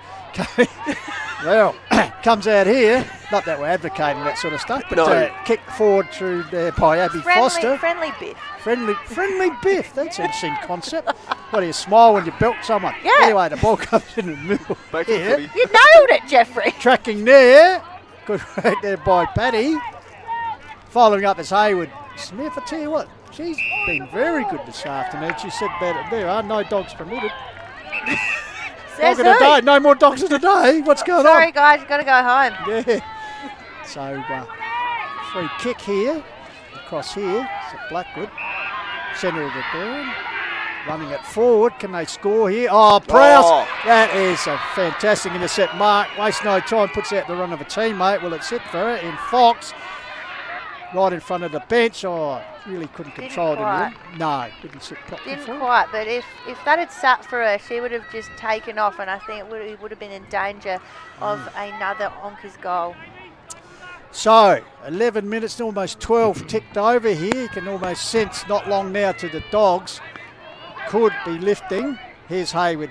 Smith, oh, fantastic work. She's been very impressive. Puts it out towards the pedestrian crossing flank.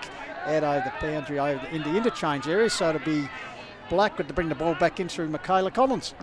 Oh, dog of the day. Pseudo dog of the They're day. coming from everywhere. The dog of the day has taken off as Bailey tries to take a screamer from the pack. I tell you what, Beck, we might have to bring it in for a prize. Dog of the day, give him a bag of Goodos or We'll something. get, Pet Stock or someone on board Jaden as a sponsor. can add that to his showcase. Yeah, I the think dog of the so. day. Oh, Paddy just tried to get the handball forward now. Fox Might be a hits bit it of long. an interesting interview though with the dog of the day. Oh yeah, I'm sure we could get something out of him. But now Blackwood looking to attack. I think we know they're not going to get in front, in the last few minutes of this game. But I think they'd like to put a few more goals on the board if they can.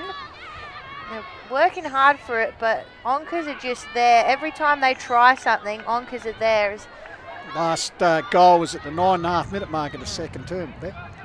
Yeah, and that's very telling of what's going on here today. Tucker gets one too high from Paddy. When we say last goal, only goal. So Woods player down there, as you called. And unfortunately we hadn't seen Ellie Haylock back on the ground. No, which, as I said, that was going to be a big hole to fill in the midfield because, she really... You've got to have a midfielder that's willing to get the hard ball gets, and that's Maybe her. Tucker, judging by Yes, the hair. yeah, Tucker. Yep. But she'll just take a minute here. It's good to see her just getting up. Might just take a bit of a stint on the bench. So, coming up to 14 minutes gone. And history in the making here for the Onka Valley Footy Club. As I said, been one of the stalwart clubs of the women's program up here in the hills, Beck. And finally good to see that reward. Ball comes up here. Agency taken by Taylor. Charlotte Taylor. Got to wait for everyone to stream back now. Yep. Off hands. Oh, quick hands at the back door. Dogs everywhere too. Friend the way through was West. High kick goes higher and it goes longer. Well, did that go? the distance? Apparently so. So Blackwood putting up here. Pack sets themselves. Back of the pack is a chance for May. Oh, flicks out the handball there. Great pressure. Dying moments of the game, but Prowse showing the determination the Dogs lacked up. So there you can see the Dogs bench knowing probably the game's safe here. Yeah, I'd say so. As Willits tries to get the kick forward and it goes as far as Paddy. Paddy gets it over the top of everyone and finds Alia Fox. Fox just kicks it into space, which is just held by Kelsey Clare from the Woods. The kick comes off the side of her boot, not where she would have liked it to go, and there's bodies flying everywhere. It's just all happening inside the contest at the moment. You're pointing out the Blackwood bench to me, Jeffrey, and they're looking like it's probably all over. Yeah, after being the Premier Club, the Blackwood Club, because they had a couple of sides filled it, but Premier Club in the women's competition the last 2 years, the crown is about to be passed as Prowse tackle there goes to ground. So Onka Valley on the cusp of history. She said Balhanna might be a good spot to be this side. As you know, well, premiership celebrations spec. Yeah, and they've got a good spot there because they've got the pub right across the road as well. Yes. So Black Golan laces it up the line, finds a teammate here. This is Oscar, is it? Fox. Fox, sorry, Foxy. couldn't see the full number. Ball comes down there, could only see the one. So clearing kick from Blackwood towards the pedestrian crossing. Actually, the ball has crossed the pedestrian crossing. So not long to it's go in now place for either. a pedestrian crossing, isn't it? You Always look at intrigues the me. bench here. They're starting to get excited. They're ready to all run onto the James field. Jordan and Will McLaughlin. What if Gill's here today? Well, where else would he be? Well, what else would he have on? At the polo. Come on, Gill. So the countdown is on. So ball retrieved here. So the last rites of this grand final is the pass. Ball taken here by Prowse. Fitting that it's in her hands really in the dying seconds. Absolutely. So Prowse come across, just possession football. Ball taken here by Maslin.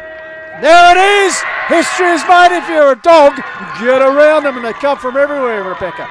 They absolutely do, and you can see Prowse and Paddy just in the big embrace there in the middle. You know, two leaders of this club that have worked so hard week in, week out, to make this premiership happen. You know, those two have stuck together and led this club really well. Of course, you know, really great friends off the field, and I can just imagine how they're feeling right now after, you know, a couple of seasons where they dropped out in the finals after finishing minor premiers. Just, I think the excitement would be the same as just the relief of finally getting that reward.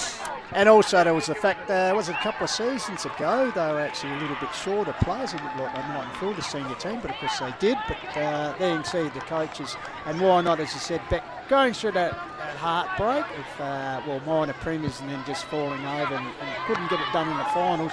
Then, 2 weeks ago, getting the monkey off the back, so to speak, when they did beat Blackwood and then winning, like no sign of grand final nerves today, their first grand final, and they've actually done it, and done it pretty well. 20-point margin in the end. As I said, Blackwood kicking their only goal 9.5 minutes into the second term, and as we spoke during the call, free-flying side like Blackwood to be held to just one goal just shows that determined, just that great discipline by Onkas. Just even in the contest late in the game, they were still two outnumbering the Blackwood Jumpers. Yeah, they will, and it speaks to what we talked about earlier as well, the strength, you know, of the league. You know, Blackwood have really dominated this competition over the last number of seasons. We're going for their third in a row, as you mentioned. So Onkas, you know, just to come in there and, you know, take one back and win their first premiership is very exciting. Yeah, as you said, some of the, if I can use that word, Lucy, in quotes, veterans of the team, as you said, some of those have been there with the start of the ladies program to see actually the ultimate Prize, I know you've been through it. It's just a great story because, those wet training nights, injuries, etc. To get the ultimate must be fantastic. Yeah, those nights where there's probably anywhere you'd rather be than out on the training track. It's a balmy 8 degrees. You can't see the other side of the oval because it's so foggy, and you think, what on earth am I actually doing here? And then you get to a situation like this, where you win a premiership, and it feels like all of that hard work was so worth it, and that's why you go out and do what you do. But I'd be correct in saying Onkas have also had a pretty successful previous junior side of their program, so a lot of these girls have graduated through. And something I know your club could look forward to because obviously they've dominated the under-17s the last couple of years, so them coming up into senior ranks with you. Yeah, I'm looking forward to them kicking me out of the team, to be honest. They can take over. You'll be able to teach them a bit of biff, Beck. Well, to be honest, I think that was a little bit of the difference. It was so physical, but I think Onka sort of got on top in terms of that physicality. Maybe, not all the biff, so to speak, but that sort of being a bit more brutal in the contest. They were trying to push through tackles and then really lay tackles, and I think they definitely got on top in that sense, and that is something that happened to us when we played Onkas as well. We just could not match their level of physicality. Good call there, and just summed it up pretty well, having been out and experienced against these sides, just the difference in their approach. And great scenes out here. It is fantastic, particularly to be the, I don't know, it's female football, but a maiden premiership win. It's something they can't take away from you. You've created history, and well done, girls. Well done, the Onkas girls, and well done to the Blackwood Football Club too. They've actually set the bar, I suppose. Oh, absolutely. As Mount Lofty have, it's great to see a third side, and your Raider in the early days as well. So, and as you said, it's great to see like Birdwood getting involved, Macclesfield are evolving as a pair. So, women's footy, it's a great advertisement for today, and with the crowd that's rolled up, and So we're just waiting for a while where our man Jaden J. Hill will be lurking, as he does normally on a Saturday. He'll be presenting Jaden's showcase. We didn't have to get the windsock out today. No, that's right. Looks like they're going to try and start the formalities. It can always be difficult when everyone's celebrating, but I think in this case, Onkas, they want to get those medals. They've been working hard for them the last 3 seasons. They've said, get me over here and get me that medal. Yep, absolutely. So, an early start. It's 3 o'clock local time. How do you reckon things will be about, say, 9 o'clock tonight, Beck? How would you? Oh, I think you would. Through personal experience? I think you wouldn't want a camera or recording device anywhere near that place for the things that would be going on there. So that's the trouble with the modern era. I know, That's how you can get in. I'd say, put the phones away and just enjoy the night.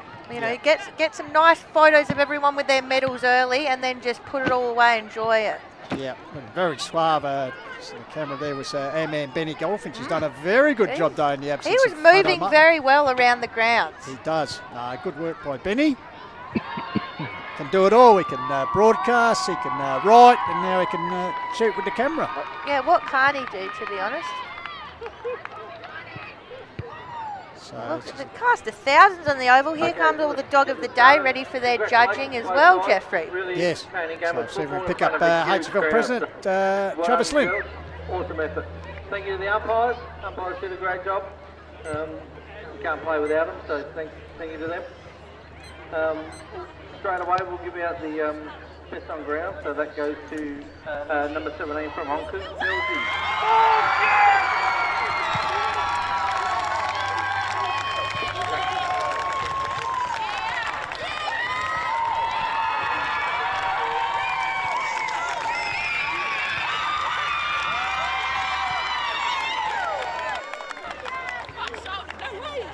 and if we can get James Jordan up here as well from the coach.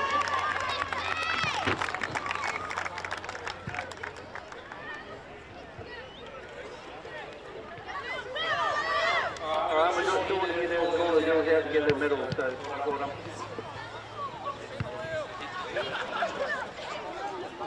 Congratulations, girls!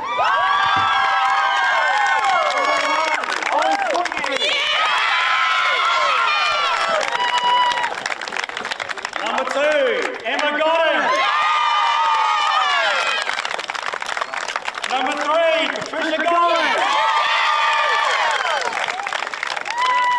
Number 4, Sienna Fox. Number 5, Steph Forrester. Number 6, Lacey Hugo. Number 8, Ellie Tilley. Number 10, Abby Foster.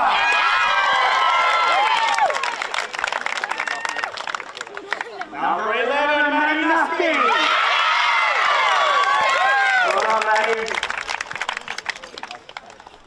Number 12, Kiralee West.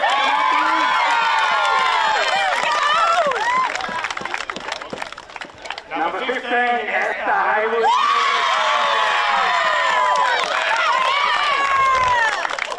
Sorry, number 13, Haywood.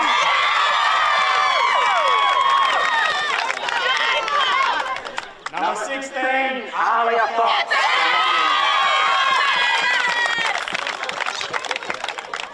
Skip you. Number 18, Bree Maslin.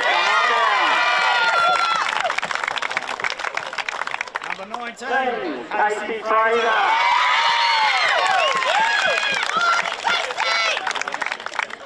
Number 20, Arabella Brown.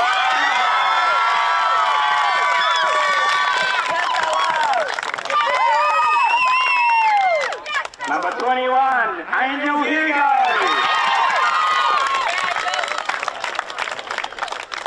Number 22, Katie McSparrow.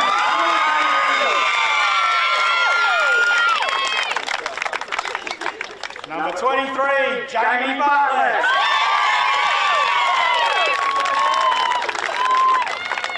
Number 25, Gypsy Mitchell.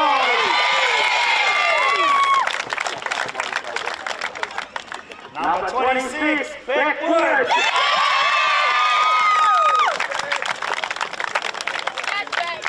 Number 30, leading goal kicker, Cara Phoenix.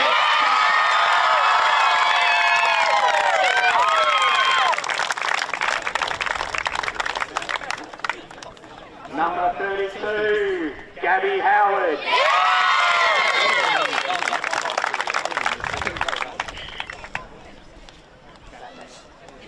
And the captain of Onka is number 17.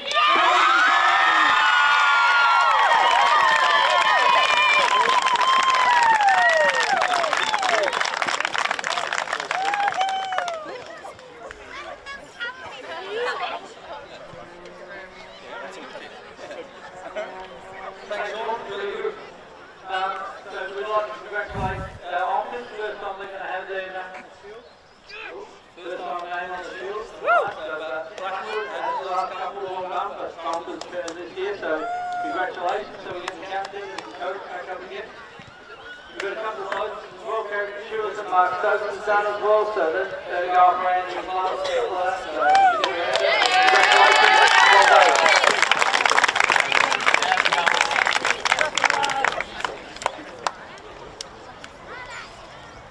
First off, I just want to say thanks to the HFL and to the ARMS and all the volunteers that made today possible. We couldn't do it without you. To the supporters, thanks to everyone.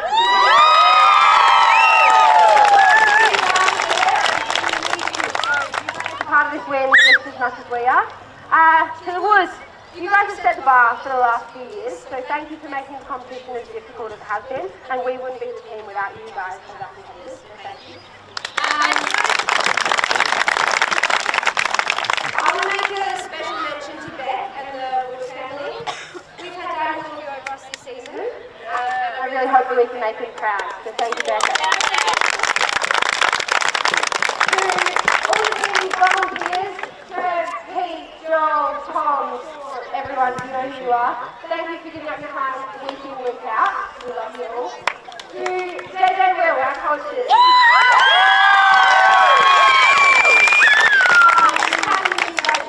Something that lives in all of us, and I really thank you for that. We know our hearts are all about him.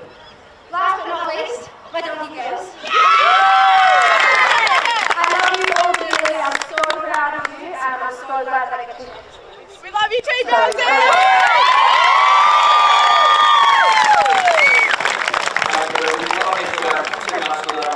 thanks Blackwood, because you've been the benchmark for the last couple of years. Always a tough contest. You mentioned the volunteers, Peter, Alicia, Trev, Cody Girls, Joel, Doug Foster, who does the goal line playing for most of the year. Warning in our 17s, Andrew Hugo, Mark West, who's been an awful coach, was out here today, means something to him, I can tell. Sean Martler, he's given so much for this club, for the women's side of it. So, yeah, Sean! I'm sure I'm also doing close really, full premiership when he coach now. I wouldn't do this without the region, no. Our roster are such a great group of people, and I'm a coach in you deserve it today. Thanks again to everyone for coming out in the HFL. Hopefully you enjoyed it. Thank you.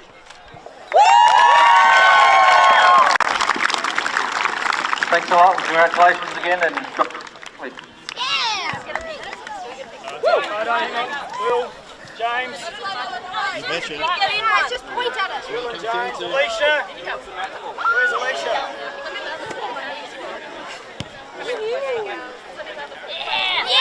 All right, presentation's done there. Get the style of review with Beck Northcote, and that jubilation. You've had that feeling, so well done to Onka Valley. Yeah, look, it's all so exciting. I could just see how happy they were. Every single girl that came up had the biggest smile on her face when she was presented with that medal. You could just feel the excitement, and yeah, we've talked about it a few times, but I think just the payoff for really what's 3 seasons of hard work from the dogs. Yeah, and as you mentioned previously, let's face it, you become like a big family, training nights and off the field and on the field, and just that's a great moment there in the circle and just sharing it with the coaches and the girls, and they built this out with gusto, no doubt.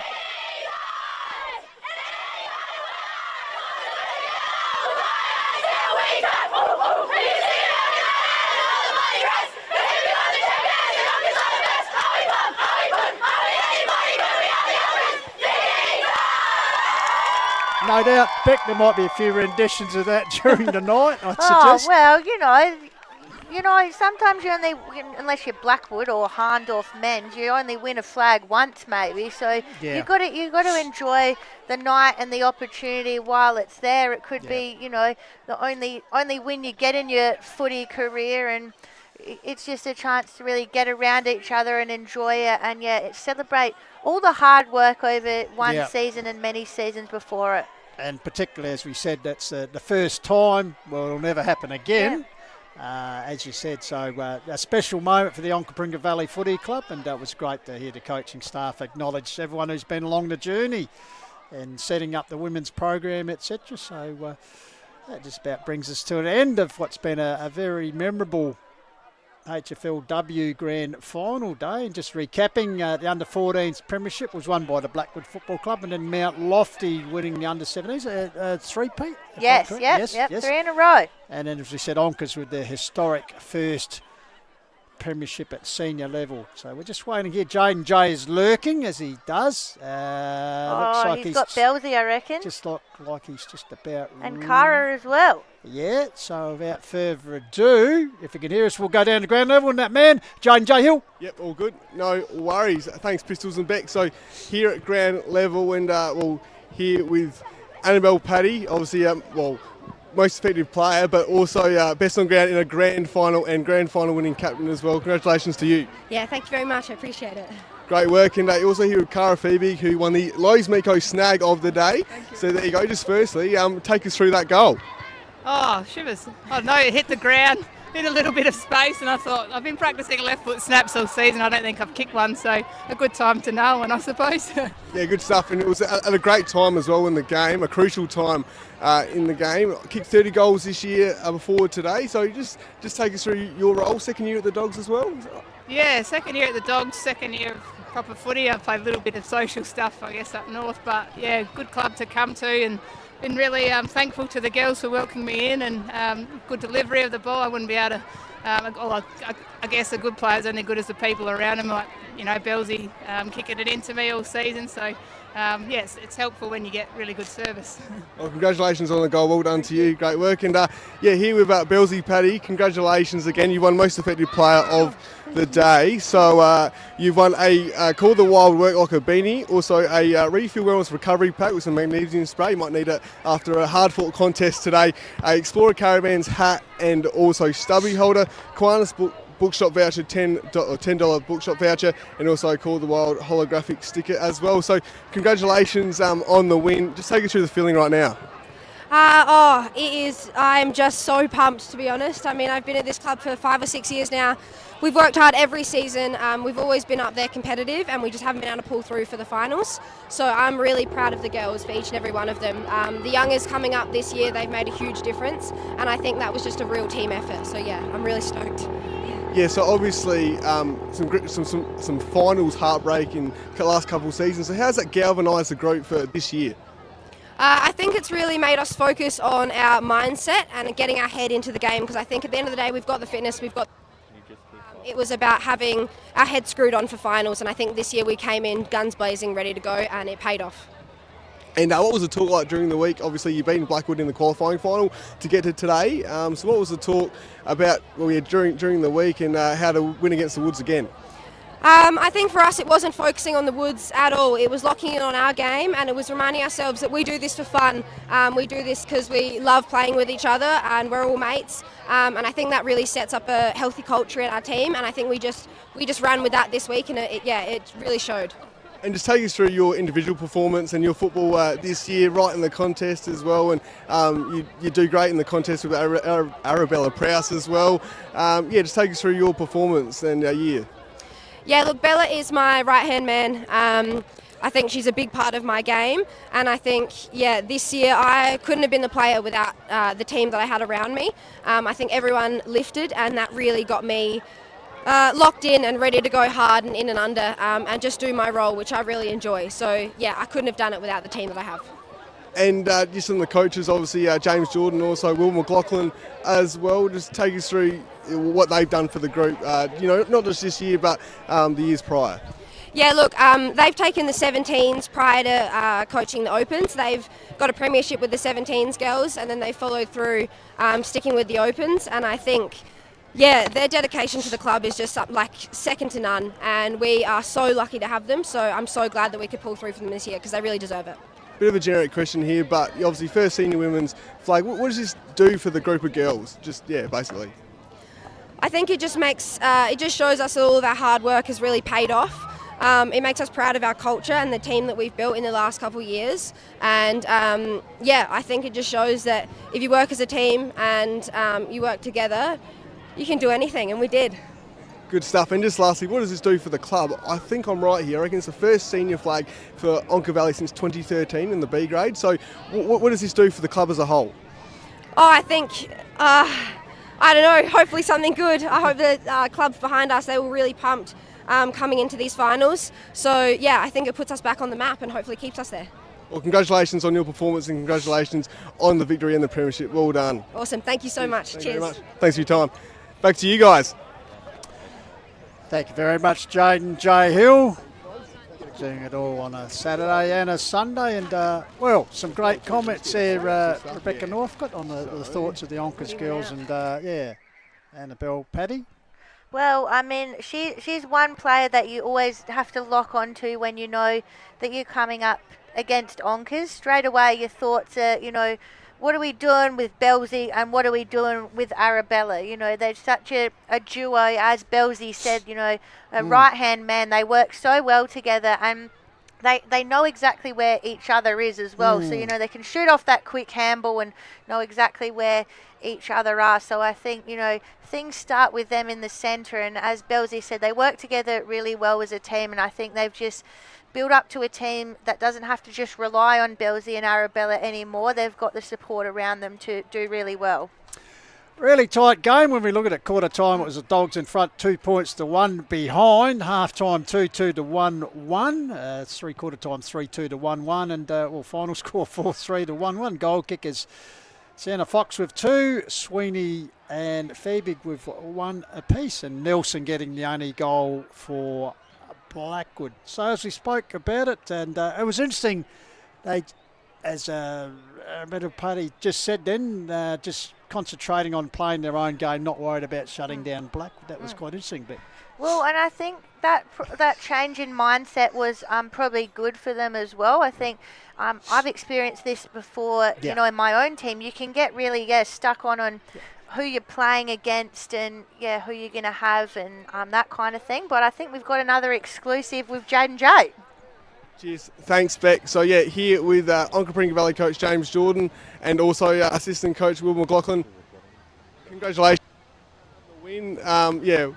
What are you feeling right now, basically, James? It's a reward, I reckon, for the whole club and for the girls. Obviously, I mean, the year before we took over, they went out in straight sets, probably if not the best comp. And then the following year out in straight sets again. It was really hard to win a final. We were able to win one last year, but we always had that sort of, not monkey on our back, but we were conscious that we'd been top 2 all year and not made a grand final for 3 years. And for this year, we felt we had the group that, I wouldn't say they're more talented than the sort of previous 2 or 3 years, but they certainly were really galvanised as a group. And I think that shows in that what was a really tight, sort of contested, scrappy game. No one sort of gave an inch, so it was really satisfying to get that win. And what was the talk like during the week? Obviously, you beat Blackwood in the qualifying final. So, what was the talk like during the week and to get the ultimate win, basically? Yeah, it was funny with the week off. I mean, to start with, Blackwood hadn't lost for 2 years. So when we beat them a fortnight ago, it was really good. We beat them. I think we were comfortably deserved to win that game. So then you think, they're going to go back, and obviously they won pretty comfortably against Hahndorf. So you're trying to beat them twice in a fortnight, back-to-back games. A team that hasn't lost in 2 years. So it was trying to keep the belief up. You want to use the energy that it gives you, I think. You don't want to sort of just say it's just another game. It's an opportunity lost in terms of getting that emotion or whatever it is and actually sort of converting that into effort, which I think we did today. So it was just about trying to get that right. And then today Will's had a big point at the start of the day about process, and he can probably tell you more about it. Oh yeah, so Will, what are you feeling right now? A great win. I feel relief more than anything. I think these girls have, as JJ said, we've been around the mark for a couple of years, and then ultimately, if you're being purely objective, I think we'd say we've underperformed for a couple of years. So our focus today was not being overwhelmed by the occasion. First grand final and for some of these girls after 4 years. So it was just, play the 10 seconds ahead of you. Don't end game it. Don't think about what if we win, what if we lose. Just be in the moment and influence what is directly in front of you. And I think that was their approach on the ground from my view. It felt like they were in the moment. They didn't have a flat 5 minutes. They were on the ball from the get-go and maintained the momentum, which was great from our perspective. And I guess having that finals experience from past seasons also helped today? Yeah, a lot of these girls have played in the under-17s with us and came through, which is probably a bit of a determining factor that got us back here to this group. Mark West had coached them for a long time and was instrumental in developing a culture and a nucleus of players. And then when our girls rolled into that, and Westy had been doing it for long enough that he was ready to hand the mantle over, it allowed us to go in knowing a core group of players that we could just step straight in and have a familiar relationship with. And then we've picked up a couple of players this year as Mount Barker couldn't put a side together. We've got Esther Hayward-Smith, who's been building her form into finals, and on a day like today was just locking everything across half-back and being really adding a physical element that we probably were lacking otherwise. Yeah, I thought she was great today, Esther. So, obviously, you said some of the under-17 girls. Just list some of them and how have they sort of developed their footies since their last premiership? Maddie Noski, who was picked up 2 medals for the 2 grand finals that we won. She's very laconic, and looking at her walk around, you wouldn't know if she actually enjoyed being here or not. And then the game starts, and you know exactly what you're going to get. And she's reliable, gives everything of herself. Who else we got? Abby Foster, who's been on the journey since the last of the 17 grand finals for us. She is, in a similar vein to Esther, building her form and I reckon playing her best footy in the last few weeks and last few games and building into today. And Emma Godden, Ella Tilley, we've picked up Holly Sweeney from last year's underside, and those girls either had speed or a left foot, and just now in the forward 50. Emma Godden's got incredible skills, and she sits at the end of training just kicking snaps from the boundary, which I wouldn't even try myself. But these girls, the skills on these girls now, compared to the girls coming into the game as fresh off the grass, now they've had years of development, are really strong. For sure, and obviously you've been around the mark for a couple of years now. Was this year different? Did this year sense, was it different at all? I think, as I said, I think talent-wise, if you were to put the team from even 2 years ago with this one, and on paper, you'd probably say, that's got maybe more players that have got league experience or whatever. But this team, and that's sort of a problem, not a problem, but an issue we've faced at Onkas. I think we might have maybe 2 or 3 girls with the permits from the SNFL, and I reckon you play Blackwood or a Lofty, they might have 15 or 13. So you look at it and go, there's a difference in skill between the two, but I guess what you lack in that when the girls are coming back and forward, and you don't have that cohesive unit, and the sort of, not that they die for each other is a bit too far, but they go close, and I think that's been our strength. And this year you look at it and think, forget about sort of talent for a minute, as far as endeavour and will, and that bond between the players. We had one hell of a team, and I think that's, look at today's game where it wasn't free flowing, it wasn't 20 scoring shots to 15. It was an arm wrestle throughout, and as soon as we knew it was an arm wrestle, we know our girls won't give up, and they'll work together, and that's what they did. So, great unit. Yeah, great stuff. And you just expand on some of the leaders, obviously Belzy Paddy, Nairne-Bremer Prowse as well, and their involvement in the team, and what they've done for the club, and also the playing squad. Yeah, well, Bella's obviously, she's a dual male medalist the last couple of years. She's just an unreal player. It's sheer determination. She just will not. Keeps pushing forward, gets up every time she's hit. Belzy, the same. She's as tough as anyone. Obviously, she won the medal today. Just an unbelievable. She works hard. She's really athletic. She's in the gym and she's strong. And in this sort of grade, you can see that she's a bit different from everyone else in terms of attack and mindset, but also the physicality to back it up. So she was unreal. As far as other leaders are concerned, we've got Steph Morrison, who plays sort of almost the general of our back line, plays across the half back, who's really good. Cara Feibig, who kicked the left foot snap in the pocket. She's a really good, role model and not that she marshals the troops, but she coordinates it really well. She's very smart, very good cricketer, good sportswoman. So they're probably the 4 across the ground. But the good thing is, I think we've got a culture where, might have someone playing their first game, they've got the confidence to be able to say, no, we're going to do this, or call someone back, and they do it and listen. So really pleasing. Yeah, and just lastly, talk about people behind the scenes. Sean Martlew, he's a big one that's done a lot of work behind the scenes. Just elaborate on what he's done. His sacrifice is immense. He gives a lot more than Will or I give in terms of his time and his effort, and he's across everything. And we've dealt with him. This is the 8th year we've coached. We had a year off, but always dealing with Sean, and he makes the role so much easier. And you could tell it meant a lot to him. He wanted this, and he deserves it. Well, congratulations on the win, and enjoy the celebrations. Well done. Cheers. Thank you very much. Cheers, thank you, well done. Cheers. Back to you guys. Thank you very much. Jade and Joe, great to catch the coach. We just get, Tommy, can we just get Benny Goldfinch to pan around on a group of ladies here? I'm just interested to see some of the characters we have here, Beck, this afternoon. We've got the Crocodile Hunter, we've got Sharon Strzelecki. Get back on it, Goldie. Yeah, there he is, Sharon Strzelecki. Yeah, we've got T-Rex. Donald Trump. Yes, and what's this bit of aerobics workout yes, stuff? We have. Happy Gilmore, is it? Yes, that's definitely Happy Gilmore. Yeah. The alligator there as well, Kath Day Knight. Yeah. Just some of the characters that have been good enough to grace HFLW Grand Final But Day. I believe it's the Hahndorf Ladies Silly Sunday by the looks of things. I recognise a lot of those faces. They were obviously in Hahndorf uniform at the time, but... Yeah.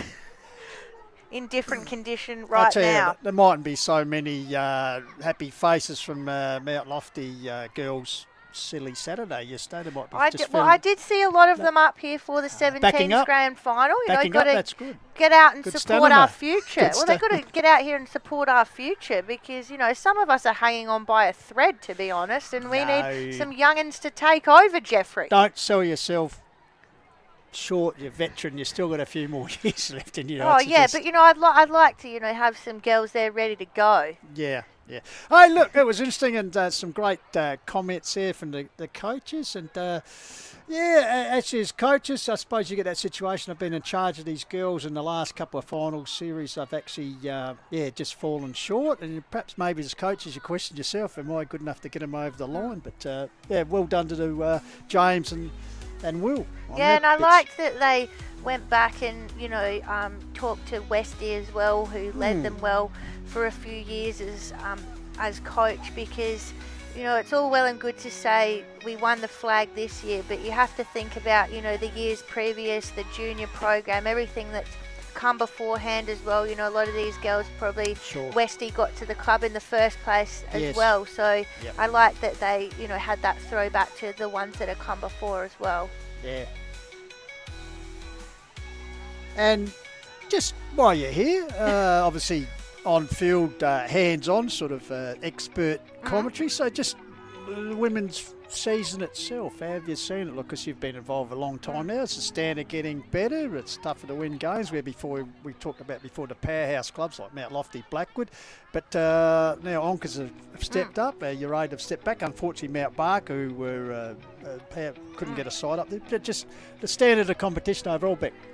Yeah, well, I think it absolutely is improving every year, and I think, you know, everyone around this competition would agree as well, and I think that's why it continues to, you know, attract players who do want to come back and play after their, you know, SANFL seasons and things like that, because, you know, it can be, you know, difficult to back up when you played Sandford and, you know, come back, you know, players like Tamika May, even for Blackwood, she's won a premiership with South, and you'd think, well, you know, maybe she's done for the year, but the fact that, you know, she wants to be there and come and play back with her teammates at Blackwood says a lot to the comp as well. Well, I tell you what, he's working it all pretty well today, as we said, got all the stars. He said the star players. Now he's going to get the star attractions as far as Silly Sunday. We'll cross down to Jaden J. Hill. Happening here, we've got Donald Trump right there looking at me, but so Mad Monday celebrations, obviously, you know, here with Silly Sunday, get it right. Or Silly Sunday, sorry, there you go. Here with Amy Perling. Hello. So, obviously, how's it all going here today? Obviously, had a big day. Were you happy with the result? Were you happy with the game? Yep, very happy with the Onkas win. Yeah, we love the outcome. We were cheering them on. Yeah. Got around them at 3/4 time. I think that gave them the boost, really, didn't it? That's why they won. First grand final for Onkas, so it's exciting. We were just, we were very happy to see Good someone competing against, obviously, Blackwood and Lofty have dominated for so long, so it's nice to see a underdog kind of club come through and take it out. For sure. So, if you don't mind me asking, what time did the celebration start? Well, this morning, I guess. Some of us for last night. Yeah, right. Look, we had our under-14 girls playing in the grand final today, so we were all out here very early celebrating, cheering them on. Lots of us were running water for the team, and then after that was when it all kicked off. Yeah. Well done, and just some, or if it's okay, some serious talk. Obviously, you guys had a great season this year. Obviously, that's a great platform for next year. Yeah, it should be good. Hopefully, we'll come out strong and, you know, kick away. Yeah, we're hoping to be here next year in the grand final. That's the next step for us, and hopefully we can, you know, we were all watching on going, oh, that could be us next year, so that's our goal. And obviously, go for the under 14, go for the under 14 girls to be in the grand final as well. Yeah, look, I think that's one of the beauties of Hahndorf Football Club is we've got a really strong junior program in both the boys and the girls. Joan, can we get a comment Yes, from Pistols. Can we get a comment from T-Rex behind you? Please. Yeah. Anything? Dorf 2026.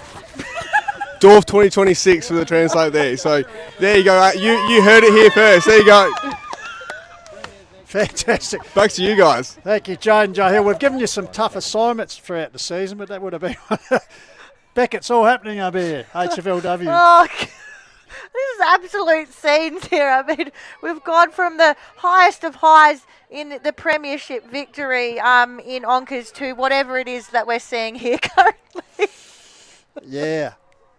Hey, just focusing back on the game. Sorry. No, you're right. Annabelle Batty, as I said, winning the award. But just if you want to go through a few other, I thought Prowse was pretty good. Ava Walsh and Ruck and Haywood Smith, Santa Fox. Just anyone else you thought? Well, you're just going to take all my answers and then ask me for other ones. Well, I thought all of them were good. I thought Alia Fox was really good in the contest as well for Onka Valley. I think, the ones you've gone through there, main performers. On the Blackwood side of things, I think we have to talk about LDB, Lily Dunstall-Bruce. She's still an underage player, and I think she really stood up this afternoon for Blackwood as, one of their best players. She was rock solid down there. Oh, just replay that brutal hit on Ellie Haylock. I think she was awesome before she had to come off with injury as well. They had some people that, stood up. I think, Sigley still put up a good fight in the ruck as well. Maddie Fitzgerald down back helped out really well. But, yeah, I think Blackwood probably today came up against something they haven't seen before, which I touched on earlier, as a team that was just way more physical and just way more, invested in winning the contest. That's interesting what the coaches said, like Blackwood hadn't been beaten for 2 years. I think we were the last team to beat them. We beat them in a minor round, I think it was a couple of years ago, when they went on to crush us in the grand final. But, we did always have that memory of beating Blackwood. But, that's the domination that we've seen from Blackwood, and it takes a lot to come up against that. Like, this is a team that really believes in themselves. They've seen the victories, hadn't lost for 2 years, as we said. Like, it's actually really intimidating to come up against that, because you think, what the heck can we do here when no one's been able to touch this team? Side of things. Yeah. And joining us back up here after, we've cast 1,000 standing at ground level, Jaden J. Hill. Just, your thoughts on that, and also your thoughts on the day. Yeah, tell you what, that was one of the most entertaining interviews I've done for a while. But yes, it's all happening here at Hahndorf. Just quickly, a great crowd today as well. Fantastic crowd. Well done to the Hills Football League community. Probably mentioned already, but great for women's football back, isn't it? And it's just great crowd. Couldn't get a park, so well done to everyone involved. But just quickly, well done to the Onka Valley Bulldogs, their first ever senior women's premiership, and I think I'm right here, the first one since a premiership as a club in the seniors since 2013 with the B grade. Yeah, we're just saying their last A grade flag 1994. First senior sort of, in the senior ranks. So well done to Onka Valley, well done to everyone involved, and just a score here. So around the grounds, Meadows beat Kersbrook by 2 points in the B grade, and Meadows scored 7 goals in the second quarter, and Chad Dorr, is that right? Goldie kicked 6 of them. Wow, the old veteran. There you go. 400 gamer plus. And, so around the grounds there for Harcourt's Adelaide Hills and Matt Barker Ford. Yes. Well done, Jaden. Good Been work. Working well on a Sunday, mate. So. Well, we're going to pay tribute once again to our camera work today. James Davis has just emerged, and also Benny Goldfitch. Some great work by him today. Great work, Benny. How many Ks did you do today, Goldie? What's that? How many Ks did you do today? Good one. That was fun. Except we need to invest in a strap. Travis Lynn, Hills Football League president, we need to invest in a strap for Hutto during the finals. I know, And just, it's good to see you back behind the mic. As per normal. Just your perspective on the day, Benny. Cracking atmosphere. Take us through it. Take us through it from ground level. Well, I kept zooming in on the traffic because it was just, they were picture tells 1,000 words. I didn't need to speak today. I just tried to paint a picture. The streets. Qantas Charity Bookshop. Yeah. Speaking of which, should we go through the sponsors shortly as well? We will. But Beck, what a day! Look, it's always a great day. As I said to Jeffrey earlier, it's disappointing to not be a part of it in a playing sense, but it is a great day to celebrate the league and celebrate the teams that have made it here, and all the girls that have worked so hard throughout the season. And I was really loving all those shots of the road, because people will make comments about women's footy and this and that, and things get said, and then you've got a day like today where the cars are absolutely lining the streets. Lots of dogs. Yeah, dogs. There was a dog. There was a dog next to the sheepdog. Right. I mean, how was that shot? We did discuss that, and you could barely get into this ground. So I don't want to hear any garbage about the state of women's footy ever again, because this was the place to be in the Adelaide Hills today. Well, I think you've emphasised that by the roll up in the crowd, and So. No, by the way, a few Ks. Yeah, don't know as many as Kane Corns in terms of what he puts out, but the Strava. But you got to start the Strava next time. Strava up for Hutto with the motorable. Yeah. I think you should start it next time. I want to see the kilometres. So who won the premierships today, by the way? Started early in the morning, under 14s. Yes, they did. Well, it wasn't all doom and gloom for Blackwood. They did get the flag in the under 14, so plenty to celebrate still for Blackwood. Under 17s, well, don't get me started on this one because it was Mount Lofty with an absolute domination, Jeffrey.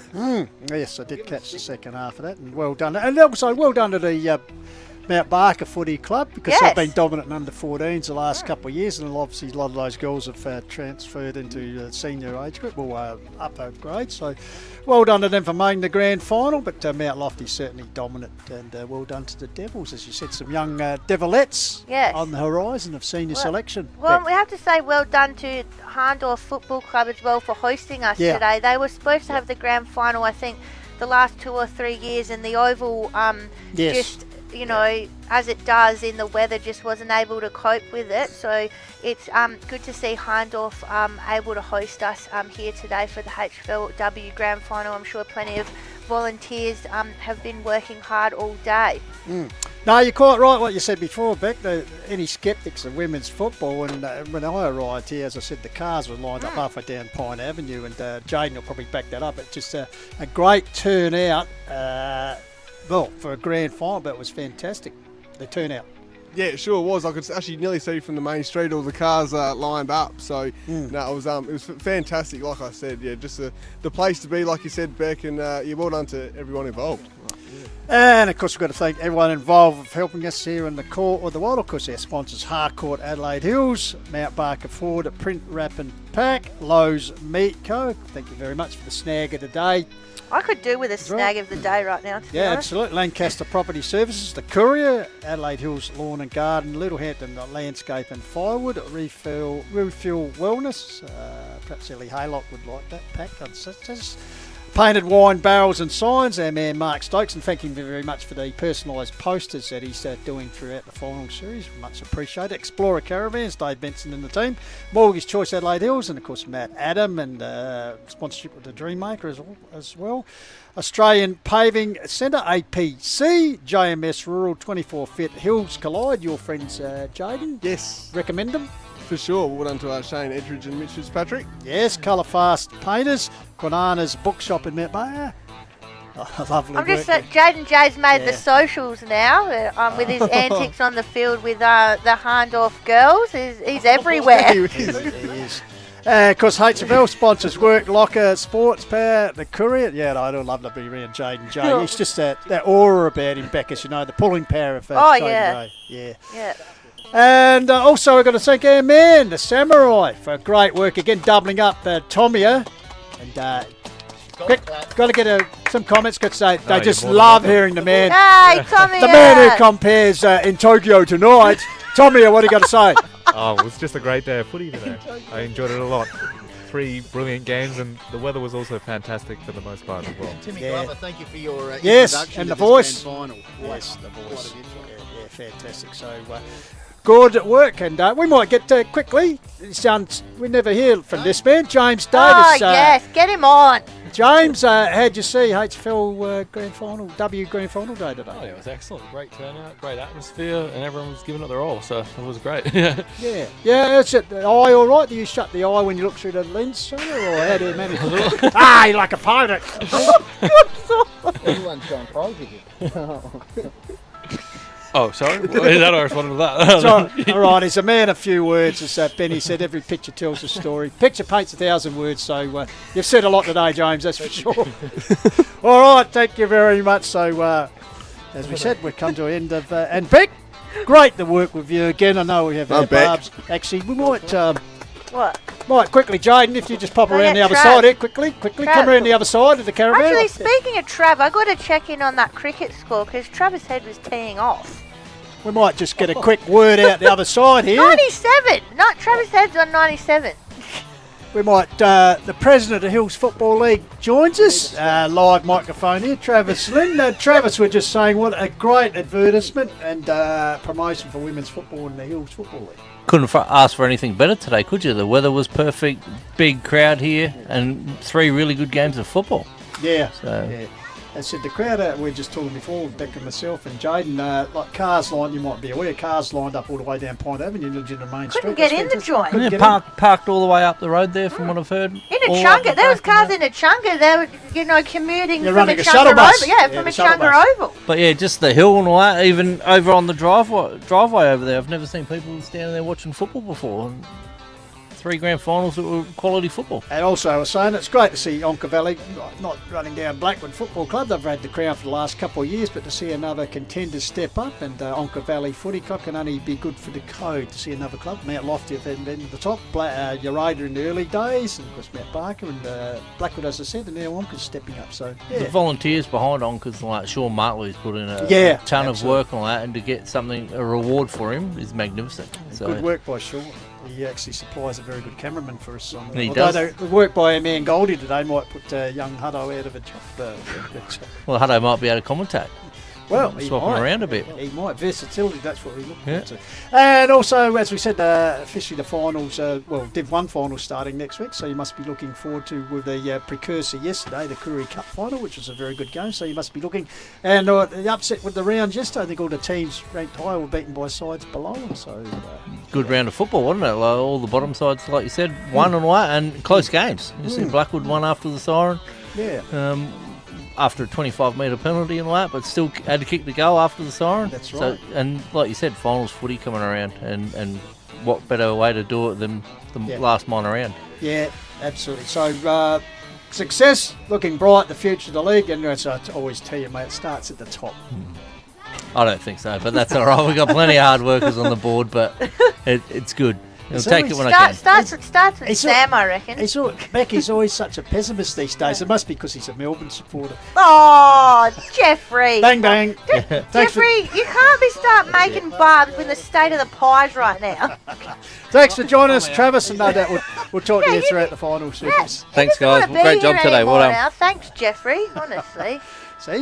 People aren't like you. They don't take things to heart when you... I don't know what you're talking about, Jeffrey.